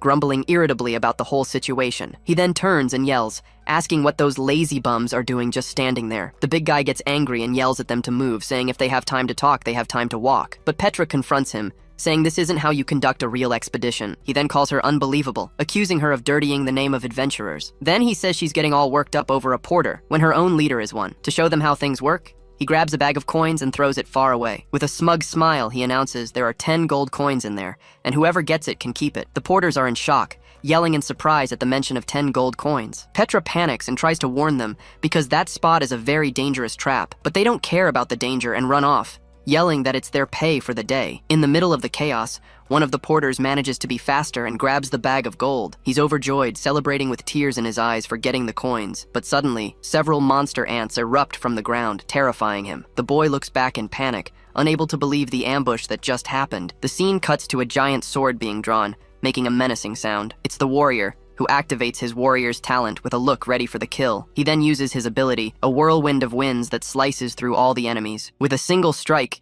he demonstrates his brute force, clearing the entire area. Nagi is shocked, and Petra admits that despite his attitude, the guy is very skilled, but Nagi sees the cruelty in it. The warrior knew about the ambush and used the boy as bait. The trap was dealt with easily, without any major complications for the group. But the porter ended up getting hurt, since they don't wear armor because of the weight. And even though there's a priestess on the team, she doesn't seem the least bit willing to help. With a cruel little smile, she makes it clear she won't waste her mana healing a porter. Nagi then questions him, saying the boy almost died because of that stunt. Geralt scoffs at him, explaining that adventurers pay and porters carry. It's that simple. The boy, afraid, says it's no problem, and that he's actually very grateful. He says he's actually thankful, since Geralt is the only one who still gives him work. With a victorious smile, Geralt tells him not to get confused just because he's the party leader. At that, Nagi understands that this is the harsh and sad reality for all porters. Then, another member chimes in, saying that since they have issues, something should be done. The blonde guy then suggests they split up, since the path ahead divides into 2 routes. Geralt agrees with a smile and tells Nagi's team to handle the dangerous Zone 1 by themselves. Despite the provocation, Nagi accepts the proposal without arguing, keeping his expression calm. In his thoughts, he figures it's for the best, but he already suspects the other team is up to something. The scene shifts to Zone 1, with the group climbing down a steep wall as Nero celebrates the action. They finally reach the bottom, and Nagi comments that the area is truly gigantic. He then explains that they were just in the tunnels before, but now they've reached the real nest. With that, Nagi warns the group to stay sharp, because they definitely didn't take the easy path. The scene cuts to Van Destar, who can't contain himself and starts laughing mockingly. He says their scout is a rookie, because if she were experienced, she would have avoided that route. Geralt is completely satisfied, since the other team will draw all the attention and make their job easier, and they don't even suspect a thing. As the map shows, the group was sent straight into a trap. Nagi's team has just unknowingly walked straight into a death vortex. They continue to advance cautiously through the cave, having no idea what awaits them ahead. Suddenly, the entire floor begins to tremble and crack, signaling that something is about to emerge. Petra gets goosebumps and wonders what that strange noise she's hearing is. Suddenly, a swarm of giant ants bursts from the ground, kicking up a huge cloud of dust. She panics and warns that they're coming from behind as the entire floor cracks open. But then someone corrects her, shouting that the attack is actually coming from above. With that, the monsters break through the ceiling and appear in a horde, completely surrounding the girl. Nero is terrified and yells to Nagi, warning him that the enemies are everywhere. Nagi then reflects, thinking that no one takes a porter seriously as a team leader, but he grips his sword tightly. Since she trusted him, he has to prove his worth. Now, with two swords in hand, he prepares to face the horde of monsters alone. With a furious look, he shouts for everyone to get ready and move to their battle positions. He takes the lead in the fight, and with his two swords, he readies himself for the first strike. With a single motion, he charges forward and cuts down the enemies with impressive speed. In his thoughts, he analyzes that the ants are dangerous because of their speed, but after witnessing Agnes's speed, he gives a very confident little smile. He finds the monsters so slow they're almost boring, and he charges at them without fear. Nagi advances on a monster, dodging its claws with a very agile move. He thinks that he doesn't need magic to cut down the normal monsters that appear before him, but his blade fails to pierce through, revealing their carapaces are too hard. What works here is what he learned as a porter, aiming for the weak spots. It's explained to us that porters have two functions. One is to carry equipment. The other, of course, is to collect all the items dropped from the monsters' bodies. And since adventurers never give them enough time, they learn to cut quickly and find the weak spots. It's because of this past experience that he knows exactly where to strike. The ants have a very weak joint around their waist, which is their blind spot. Because of this, even a common blade can easily cut through the monster's defense. The real problem, however, is that they attack in a coordinated swarm. They use their pheromones to stay in perfect sync during combat. But if he messes up the scent with something stronger, like a mushroom, everything changes. The strategy works, and the item's smell makes the monsters much slower than before. The creature still shrieks in pain as green goo splatters everywhere from the hit. After the attack, Nagi leans on his spear to catch his breath, but Nero shouts that he can't have all the fun to himself. With that, his cape flutters in the wind as he prepares to jump into action. He announces that it's their turn now and charges toward the monsters along with Van Destar. The girl then activates her martial artist talent, concentrating energy in her hand. Then, she unleashes her powerful meow meow strike, landing a direct hit on the enemy. The attack is so powerful it creates a shockwave, sweeping away several monsters at once. But then, a mysterious relic called Copycat appears out of nowhere and begins to glow. It copies Nero's ability and fires off several shockwaves that clear the area. Nero is impressed and shouts that the item is simply incredible to watch. Van Destar then announces it's his turn and activates his necromancer talent. He says it's time for the genius to shine and creates several clones of himself to fight. Nero and the clones then leap into the air and dive down on the enemies with full force. Nagi watches from a distance, thinking that fighting with magic is a lot easier, But he warns everyone to be careful and not waste their mana, as they still have a long way to go. Suddenly, Nagi feels a strange tremor, wondering what that sound is, so much stronger than the others. Desperate, he turns and yells to Petra, telling her to locate the ants for them now, but the girl just stammers, unable to give a clear answer, her face cast in pure shadow. Petra is frozen in front of a monster, thinking that scouts are supposed to guide the party. The creature lets out a deafening screech, baring its fangs and drooling a disgusting green liquid. She then thinks that she was trained for this, but seeing these creatures up close is just too terrifying. In a panic, the girl lets out a scream and runs off in the opposite direction, fleeing from the giant ant. Nagi's jaw drops, unable to believe what he's seeing, as a bead of sweat trickles down. He then grits his teeth hard, his red eyes glowing with pure frustration. The boy thinks the situation is a disaster, since their scout is in a total panic. To make matters worse, he remembers that his strongest fighters pushed too far ahead and ended up isolated. The scene shifts to show Nero and Van Destar surrounded on all sides, fighting back to back. Nero warns that he's out of ether, while Van complains that he's already lost 3 fingers in the battle. Back to Nagi. He thinks that as the leader, He should be reading the entire battlefield. But in reality, he's stuck there, busy trying to take down just a few ants by himself. He thinks this isn't like being a porter. He can't keep a cool head here. We're told there's something worse than dungeon disasters, the so-called failed raids. In other words, the real disaster isn't the creatures advancing on his party. With a look of pure hatred, he comes to the conclusion that they are the real disaster. Suddenly, a mysterious figure appears at the cave entrance and gets his attention with a shout. The masked man warns them that if they don't want to die, they'd better all get on the ground. He then materializes a small sphere of energy, preparing for a devastating attack. Papatman then hurls the object with all his might, and it flies like a cannonball. The sphere explodes in an insane wave of power, simply wiping out all the monsters in its path. Fallen on the ground, Nagi and Petra stare, completely stunned by what just happened. The girl then notices the symbol on his chest and wonders if he's a white-rank swordsman. The man laughs and says they must be the group a certain Agnesa mentioned. With an air of superiority, he states flatly that they're complete amateurs. He licks his lips, thinking it's been a while since he found a group as green as this one. The scene shifts to the guild, where a scream of panic echoes through the city's rainy street. Inside, an agitated adventurer shouts, asking Agnesa if the rumor he heard is true. He wants to know if she really had the nerve to send the guild's rookies to train with him. Eating a donut, she replies that yes, she sent them to Papatman's training. Hearing the name, the two adventurers let out a sharp cry of pure terror and despair. Outraged, they accuse her of being a demon, saying what she did was incredibly cruel. The young man explains they've barely become adventurers, and sending them there will be the end of them. With a terrified expression, he says it's obvious, because Papatman is the biggest weirdo in the entire guild, as shown by the plaque with his name and not-so-friendly nickname. Back in the cave, Nagi eyes the man suspiciously, wondering who the hell he is. He doubts the guy is really a white-rank swordsman, while the man just smiles. Just then,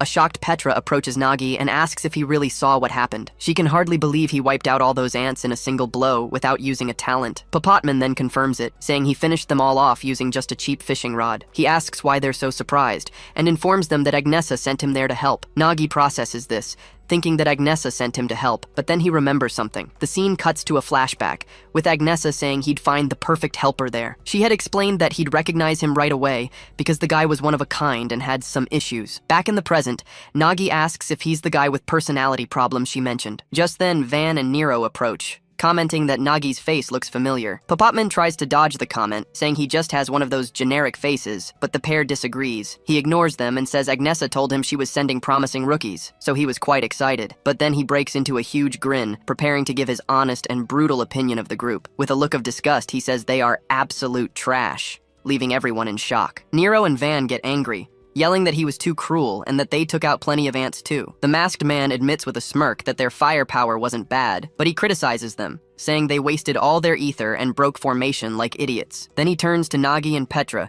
saying that nothing is working and they just look lost. Papatman completes the humiliation by saying they didn't even realize they'd walked into an ant mill. His face red with shame, Nagi thinks that explains why there were so many ants. The bear, Papatman, explains that an ant mill is a death spiral where they walk endlessly. It happens when the lead ant gets lost, leaving the wrong scent trail behind. And if two of these trails happen to cross, it just adds to the confusion for the rest of the swarm. As a result, they just start circling the same spot, creating a vortex. They continue in this cycle until they die, and if it happens in a nest, the place becomes packed with monsters. Nagi is furious, realizing the other team led them there on purpose, and he wants to know why. He realizes the plan was to use them as bait, to distract the creatures and clear a safe path. Furious, Nero shouts that she always knew they were bad news, and Van immediately agrees. Papatman then turns and asks them why they think the other group was bad. With a wide grin, the bear presses the question, wanting to understand their anger. Then he says that in a dungeon, the only truly bad thing is to be weak, as he unleashes his aura. The bear faces the group and says they lost because they weren't strong, because in here, power is everything. Papatman asks what they think would have happened if they'd picked a fight with that team. He answers his own question, saying they'd all be dead, but Nero refuses to believe they would have lost to them. He then agrees their tactics are crude, but if they made it this far, it means they're strong. Papatman the bear spits on the ground, preparing to say that they, on the other hand, are different. He points and says they lack both intelligence and strength, making Nero and Van angry at the taunt. Then he reveals what Agnesa said, that their mindset was right, but they'd die on a run. With a sinister smile, the bear informs them that's why she gave him permission to remake the group. He lets out a crazy laugh and corrects himself, saying he's actually going to train them the right way. Seeing the team's confusion, Papatman says that maybe a little demonstration will help them understand. The bear reveals that he was the one who trained Agnesa back when she was just a lost rookie. Nagi and Petra are shocked by the revelation, unable to believe he trained the guildmaster. With an intimidating gaze, he announces that since that's settled, It's time for the first lesson. Popotman then challenges all of them at once, shouting for them to come at him with everything they've got. The scene changes and shows us Agnesa, thinking that the most important thing for an adventurer is their mindset, but she adds that it's worthless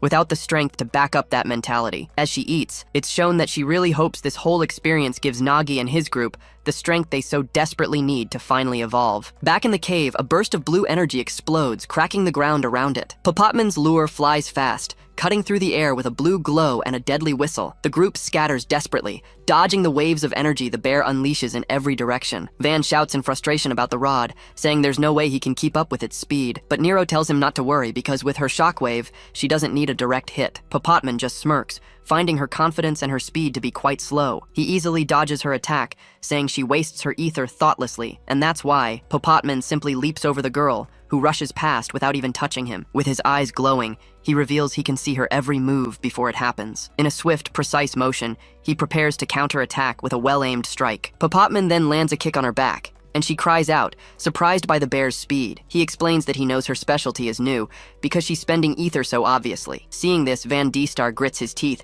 furious that he's messing with his Nero. He then decides that's enough, announcing he'll summon his ultimate golem to end the fight. A giant stone creature rises from the earth, a brutal golem with a heavy aura. Popotman is impressed by the summon, admitting that now things could get dangerous. Van Destar shouts in anger, ordering his golem to crush the bear, who is feeling the pressure. But before he can finish his sentence, Popotman lands a solid hit right on his head. The bear then mocks him, asking if he realizes how slow his body gets when summoning the golem. With a satisfied look, Popotman prepares for the next phase of his crazy training with them. He yells that now he wants to see if they can dodge his special fishing technique. The line of his rod transforms into an energy net that rushes toward Petra. The girl is in shock, unable to believe what she's seeing, and with no time to react. The energy net then closes in quickly, preparing to trap the adventurer in the middle. At that moment, she lets out a scream as she's captured. Popotman criticizes her, saying a scout who can't react to this shouldn't even be fighting. Nagi starts to believe he trained Agnesa, since a rod is harder to master than weapons. He notices the bear's range is huge, but he's still focused on his target. Suddenly, the lure flies in his direction, and he braces himself, knowing the attack is coming. With his eye glowing red, he stays focused, ready not to miss a single detail. He watches the line carefully and concentrates on its tip, waiting for the exact moment to act. Nagi thinks that if he's the target, he can block the attack, and uses his sword to defend himself. At the moment of impact, the tip of the lure explodes, releasing a wave of bluish energy. The force of the explosion throws Nagi backward, showing that the bear is much stronger than him. Popotman says it was a shame, as he reacted exactly as predicted and could have stopped the blow. He explains that this is his body's limit, since without ether, he's just a trained civilian. This weakness, according to Popotman, is just like the charger mark he has on his neck. But he tells Nagi to get up, because Agnesa said he was different from the others. Popotman wants to see the technique that killed a lich, but Nagi warns him it's too dangerous. The bear then starts to chuckle, finding the boy's concern completely ridiculous. He teases him, asking if Nagi is afraid of hurting him, which irritates the boy. Then the bear tells him to come at him with everything he's got,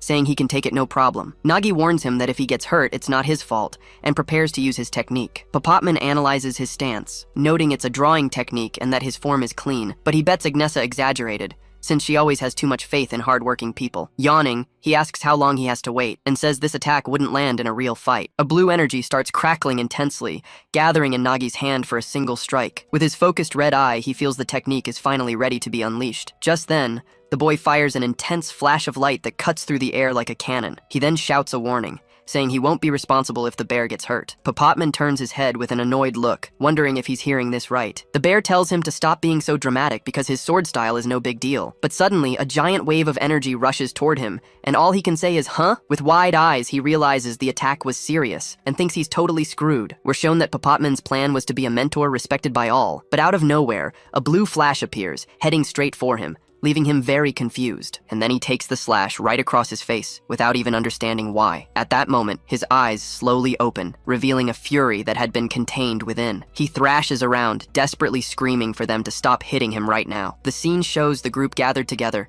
with Popotman trying to figure out what happened, but then Nero and Van Destar start shouting, doubting his ability as a master. Annoyed, Popotman yells back at them, saying he only let his guard down for a second. He turns furiously and points at Nagi, asking if he was trying to kill him. Nagi Nagi then explains that he warned him of the danger and that he's lucky to be invincible. Pop-Upman shouts that this wasn't a reason to throw aura in his face, leaving Nagi confused. He realizes Nagi doesn't even know what aura is. It seems more like an imitation of the technique. And Pop-Upman thinks that if Nagi had truly mastered that aura and the technique, he would have actually died, because that was a power from a completely lost era. Pop-Upman is shocked, unable to believe a charger with an incomplete technique did all this. With a smile, Pop-Upman thinks that now he understands why the demanding Agnesa sent him. He then says he's figured out everyone's level and is ready to begin. At that, Pop-Upman announces the second training session and asks if they know how he became Agnesa's teacher. Nagi guesses it's because he's stronger, but Pop-Upman says that's only one reason. It's explained that he became her master due to his vast knowledge of ether. With so much study, he ended up becoming a true master on the subject. Because of this, he can see everyone's weakness and create specific solutions for their problems. Back in the present, he points to Nero and calls her Kitty to start the training. He says she doesn't understand anything about ether, which grants advantages when awakened. Pop-Upman explains that for martial artists like her, the advantage is physical ability. But he warns that if she doesn't control her own ether, she's nothing more than an amateur. Her specialty is just uncontrolled energy, which is why her power runs out so quickly. With a malicious grin, he says that lucky for her, this place is a giant anthill. The area is full of ants and tight spaces, perfect for the training she needs. He then reveals the name of the challenge, the Endless Ant Room Escape. Pop-Upman explains that he's going to trap her in a tight spot, with a single exit swarming with ants. He warns that if she keeps wasting her ether, she'll be trapped there forever. With that, the giant ant lets out a terrifying shriek, leaving Nero completely petrified. Then, Pop-Upman turns to Van Destar, calling him a sloppy summoner, but with decent power. Van Destar boasts, saying of course he's a genius adventurer. But Pop-Upman bursts his bubble, saying that at this rate, he'll never surpass his older brother. Van Destar is shocked and asks how he knows that, but the master just says he knows things. He points out that Van's biggest weakness is his lack of control, which makes his summons slow. Pop-Upman then smiles and says what he really needs to develop is coordination. To do that, he says he's going to seal all of Van Destar's senses and body movements. From now on, his own summon will have to do everything for him, carrying him on its back, and to make matters worse, he throws them both into the most ant-infested part of the place. The ants screech menacingly, already preparing to attack with everything they've got. Unable to do anything, the summoner is carried into the chaos, hearing a good luck escaping. Finally, he turns to Petra and calls her a cowardly scout, preparing her next training session. Pop-Upman analyzes Petra, saying her ether indicates she should be great, but she's incompetent. He then asks if she knows why her group fell into the anthill in the first place. Angrily, he yells in her face that it was all her fault for not sensing the danger. Pop-Upman continues his scolding, saying that even a bronze-rank scout would have noticed the trap. He explains that what she lacks is instinct and takes her to a pitch-black cave. The place is sinister, and he warns her that inside,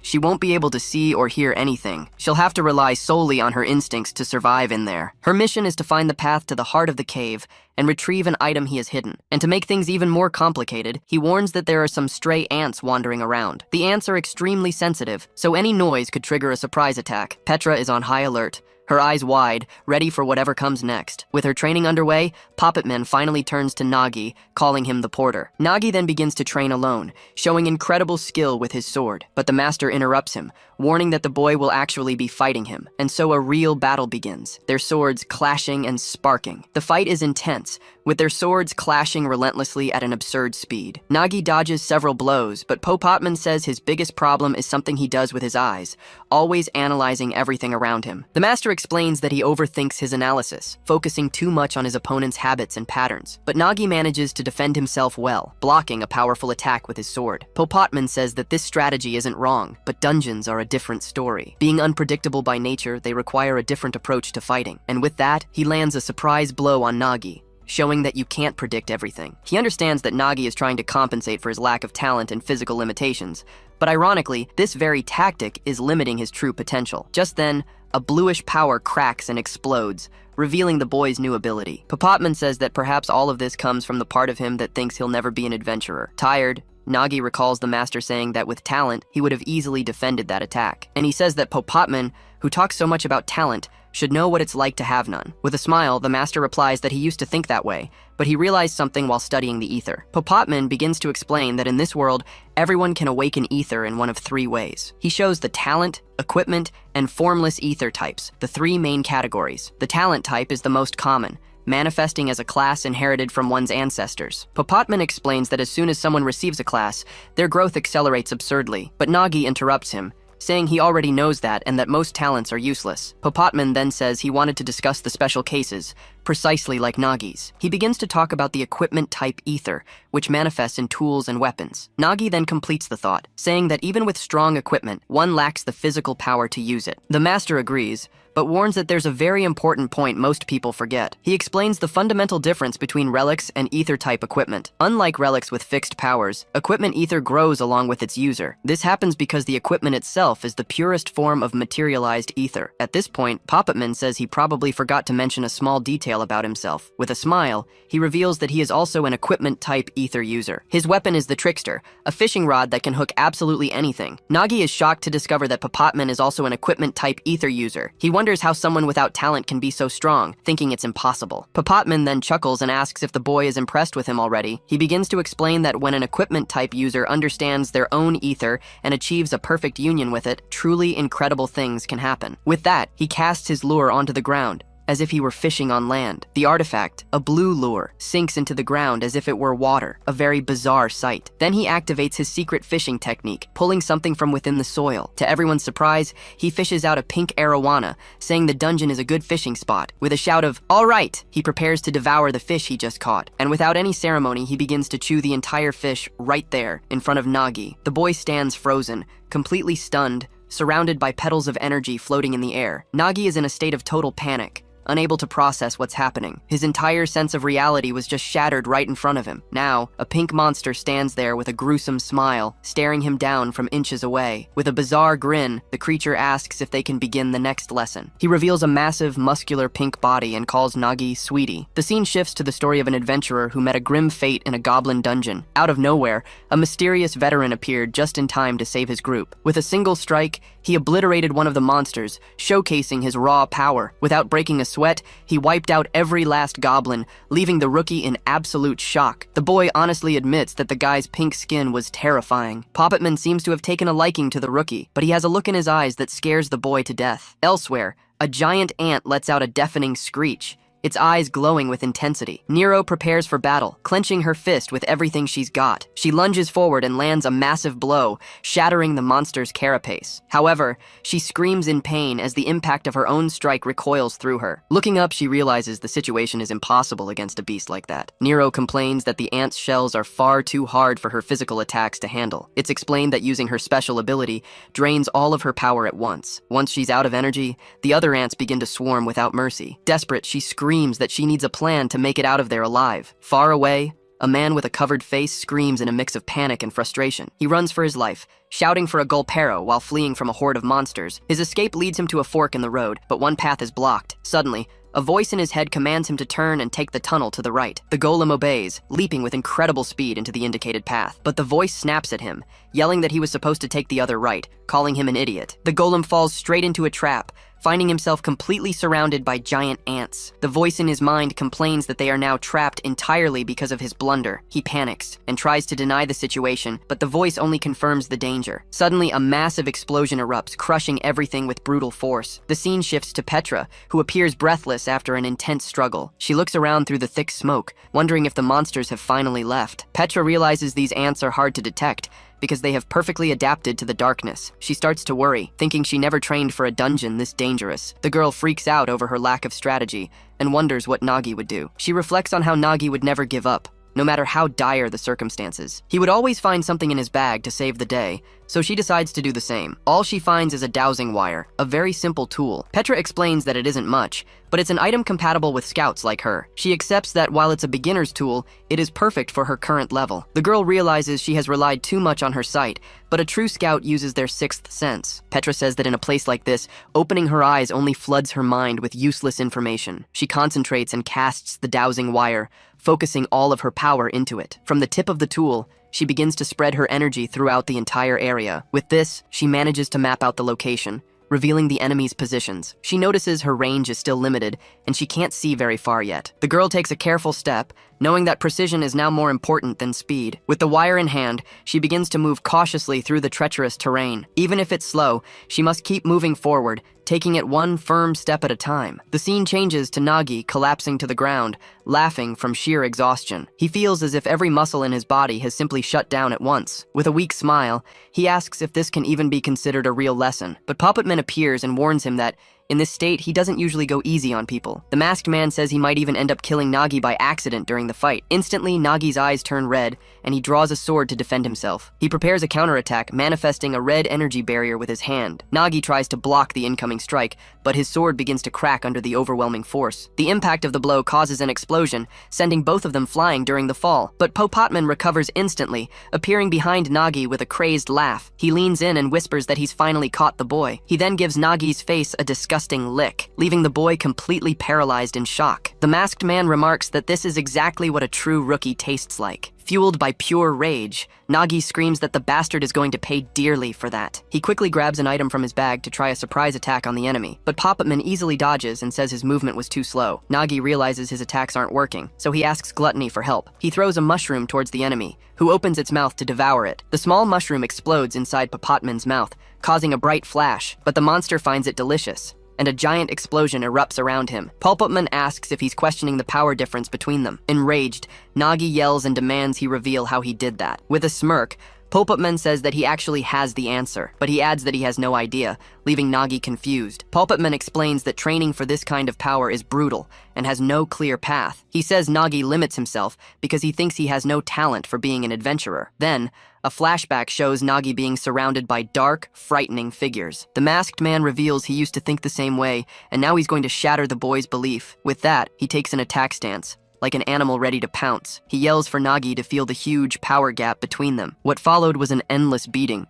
but for some strange reason, Nagi couldn't stop laughing, even while getting beaten relentlessly by the enemy. He lies on the ground, exhausted, but with a huge laugh on his face. Then he realizes Popotman was right about everything he'd said. Deep down, he had always denied it, but he knew he'd given up on being an adventurer. Nagi remembers seeing people start in the same place as him in the past, but they shot ahead, and he just couldn't keep up. Nagi remembers that no matter how hard he tried, he could never catch up to the others. Actually, he corrects himself, saying the feeling was even worse than that. He had to stand by and watch all his companions leave him behind.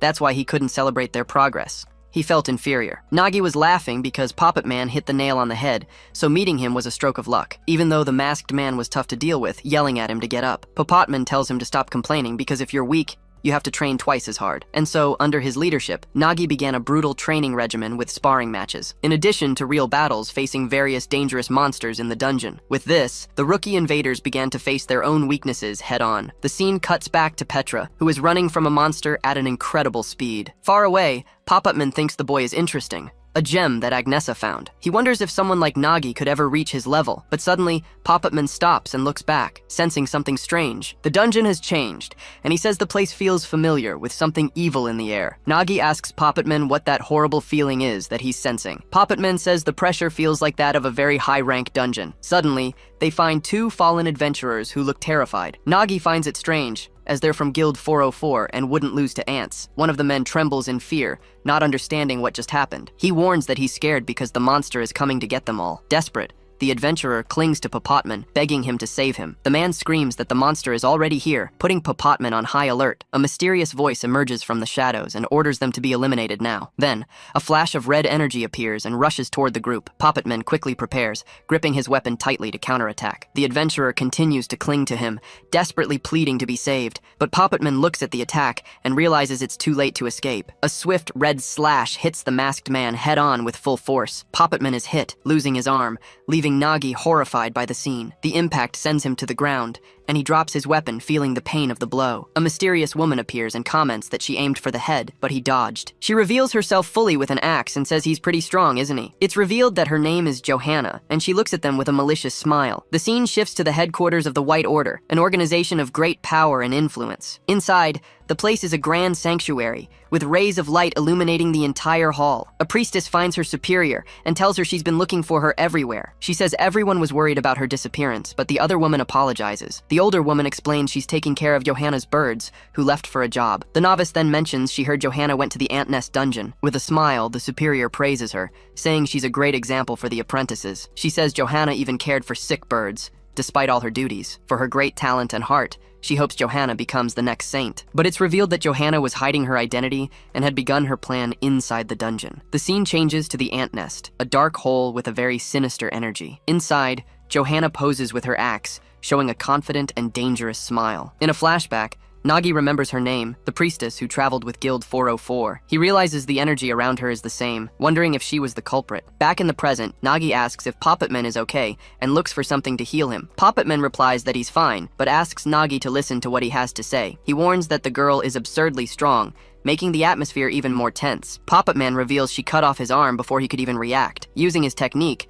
the fallen hand on the ground is connected by the line of his fishing rod. With his binding ability, he quickly pulls the limb back into place. He says it's no problem and he just has to stick his arm back on like it's nothing. But inwardly, he admits the patch-up is basic and he won't be able to use his full strength. Puppetman then wonders if he can really face her in such a bad state. Johanna starts laughing, accusing him of pretending to be a priest with that healing. She says she'll show him what real healing is, releasing a green aura. Then, Johanna fires a massive wave of energy towards poor Puppetman. He recognizes the healing energy and is confused, wondering why she would heal him. However, a flash reveals a red, dangerous core in the middle of that healing light. Puppetman finally understands the trap, and his eyes widen as a chill runs down his spine.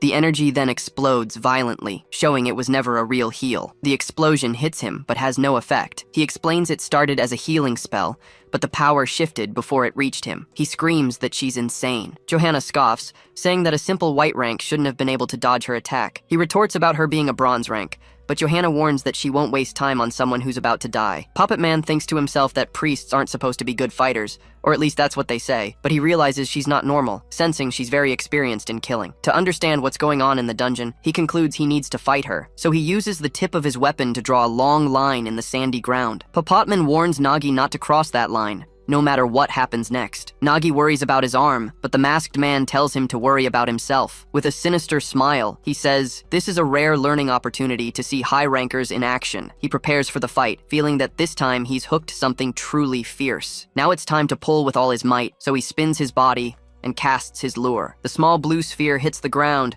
creating ripples as if in a lake. And with his secret fishing technique, he summons a gigantic blue marlin for battle. Instead of attacking, the summoned creature turns into a small fish that Puppetman starts to eat. Johanna laughs at the scene, asking if he's having a snack because he doesn't consider her a threat. But suddenly she stops laughing and realizes something strange is happening to him. Out of nowhere, an immense amount of blue energy explodes from Puppetman's body. The aura of power envelops his face, and the bear mask begins to disappear. And so, he reveals his true form, a young, white-haired man with an intimidating spear. Johanna compliments his appearance, saying he should have taken off that ridiculous mask from the start, but he replies that this is the mask, and the bare face was the real one. Without another word, he starts spinning his new spear at high speed, preparing himself. He lunges at her with a leap, warning that she'd better be ready for what's coming. With a serious look, he says he doesn't go easy on anyone who messes with his dungeon raid. She's a little intimidated, but tries to hide it, saying she's sure he's just playing around. Then, Johanna fires a small magical blast, testing her opponent's skills. Puppetman simply ignores the attack and catches her giant axe with his spear. The battle finally begins, with the sound of clashing steel and a swift counterattack. The power of the bluish spear clashes violently with the red energy of the axe. With the force of the impact, Johanna's weapon is thrown far into the air, but she remains unfazed, making her axe spin in the air, controlling it from a distance. The floating weapon starts firing energy blasts, forcing Puppetman to dodge. He complains in his thoughts, thinking that her floating weapon is getting really annoying. With so many attacks, he ends up faltering and is almost hit head-on by the offensive. Johanna then clasps her hands, as if preparing for a sacred prayer. She taunts the young man, saying he's already tired and she hasn't even used her priest talent. With that, she launches several green light spheres in his direction with a smile on her face. The sacred light ability surrounds Puppetman,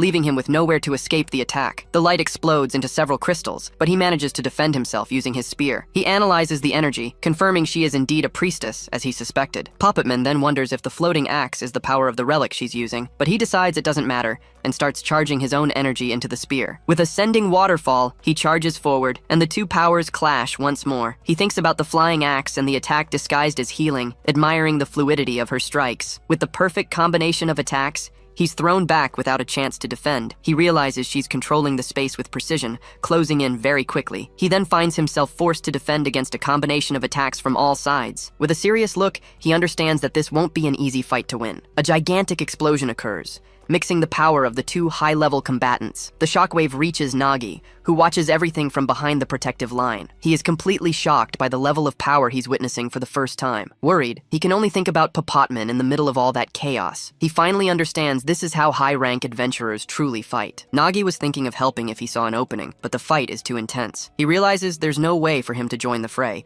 and lets go of the item he was about to use. But Puppetman's voice warns him to keep his eyes open and pay close attention. He says that Nagi will miss it if he blinks, even for a single second. Seeing the little creature on the ground, Nagi understands that his idea of helping was quite arrogant. Puppetman moves through the red bombardment, trying to find an opening to attack. He holds his spear tightly, and the clash of blows makes a metallic sound all around. With a quick spin, he deflects another sequence of attacks coming his way. The barrage of power is continuous, surrounding him from all sides with deadly energy. He stays focused on the fight, while Johanna just laughs at the situation, seemingly having fun. From a distance, Nagi blames himself, realizing how arrogant it was to think he could be of any help. The pressure is so intense that Puppetman charges forward in an instant. He manages to stop the attacks, showing impressive control. The energy of the fight is so absurd that a few stray bolts escape and almost hit Nagi. He takes a step back, concluding that he's useless here and will only get in the way. That's why he decides he cannot, under any circumstances, cross the line that was drawn. Suddenly, a wave of bluish power explodes, as if a waterfall had formed. In the middle of the water,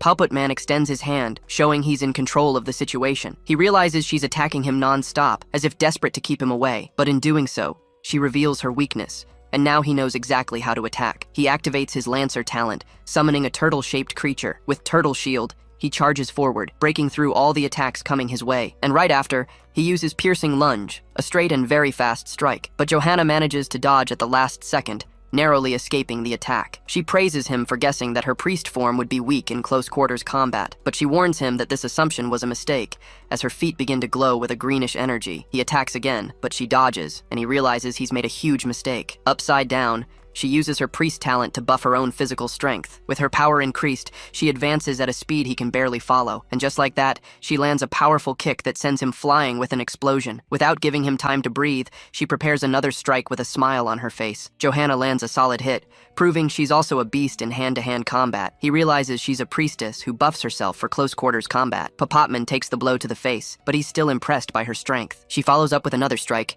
showing the fight is far from over. Even while taking a beating, he manages to dodge another blow with a swift move. Puppetman tells her that boosting her stats won't fix her sloppy fighting style, but suddenly, he feels a strange chill, realizing something is very wrong. A dark aura traps him, and he panics as he realizes his body is completely paralyzed. With a victorious smile, Johanna simply says she's got him right where she wants him. She then gives her weapon the final command, telling the guillotine to finish him off. The axe comes down with full force, causing a massive red explosion on the battlefield. Johanna laughs, admitting that this time, she was genuinely trying to kill him with that attack, but Puppetman survives, grumbling that he can barely stand and is aching all over. At least now he understands her methods, and her specialty has finally become clear. He explains that her relic defies gravity, and her healing magic turns into pain. Her blessings become curses, because her true specialty is reversal. She's surprised he figured it out, but asks what difference it makes now that he's finished. While Nagi's team was training, Agnesa's squad entered the Queen Ant's dungeon. It's a very difficult mission where they have to face the Queen and her soldiers head-on. That's why the Twilight Wind Guild sent their best forces, all fully prepared. But for some strange reason,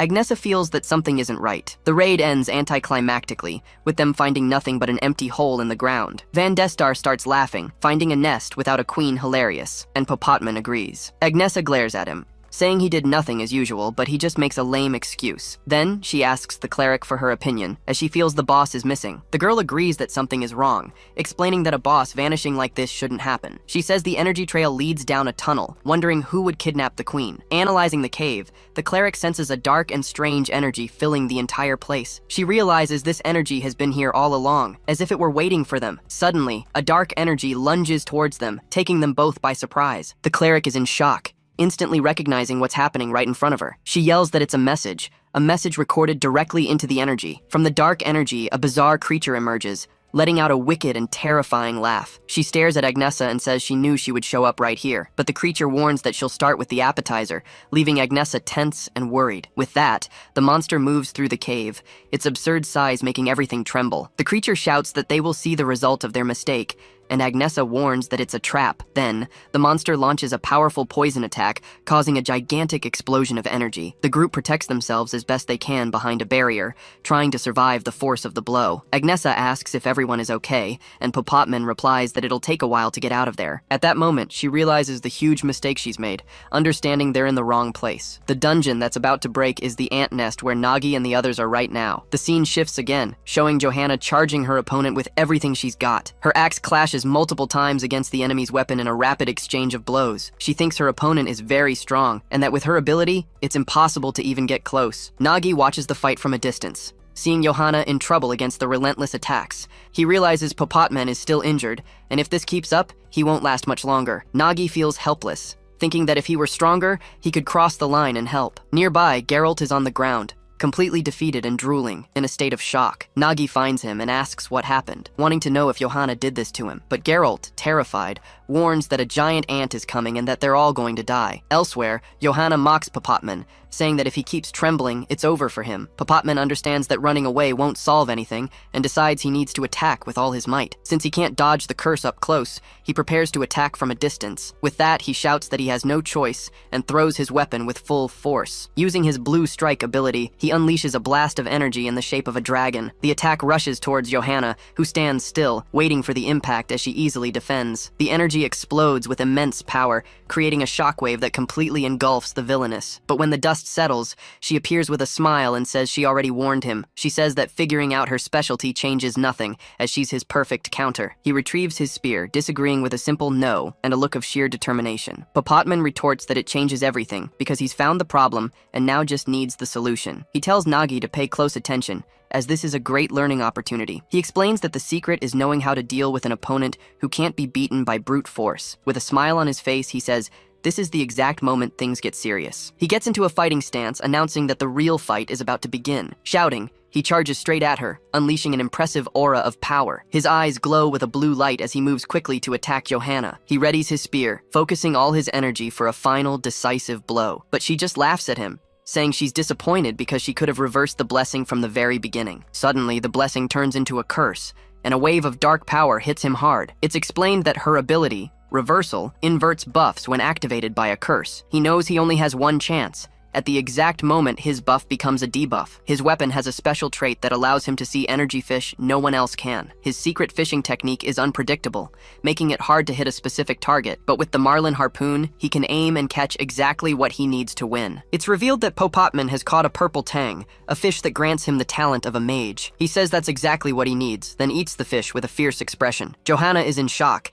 as it's explained that the blue marlin had increased his physical stats. With it, his strength, dexterity, and agility had greatly increased, making his body very strong. But upon switching to the mage talent, his stats dropped, and only his intelligence went up. However, thanks to her reversal, the drop in stats was inverted again, boosting everything absurdly. Now, in his new strength mage form, he charges at her with overwhelming power. He yells that this is the reversal of the reversal, leaving Johanna horrified by his strategy. Angered, Johanna tries to use her ability one more time to turn the tables again. Nagi, watching it all, realizes that Popotman managed to turn her own ability against her. He's impressed, understanding that Popotman has incredible instincts and tactics. Suddenly, the witch's mark glows intensely, signaling that something bad is about to happen. At that moment, Geralt, who is still down, begins to be suffocated by a strange, dark energy. He lets out a crazed laugh, now covered in a red aura that frightens Nagi. Nagi recognizes it instantly and says it's the same cursed energy he felt from Johanna. Nagi shouts desperately, asking what Geralt thinks he's doing, but Geralt just tells him to shut up, slamming his hand into the ground. Nagi despairs on the sand,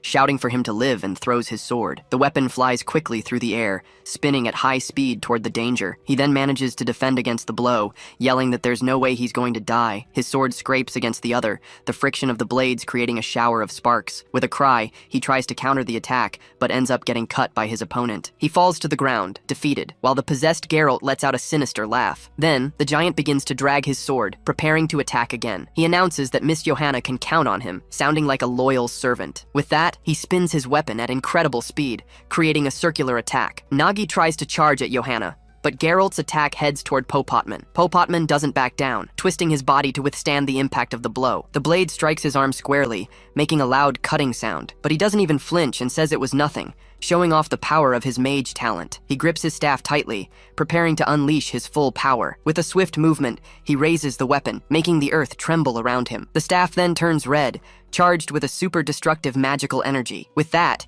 he charges straight at Johanna, ready to end the fight. He yells right in her face, declaring with conviction that the game is over for her. Then, he slams the ground with a magic smash, causing a gigantic explosion.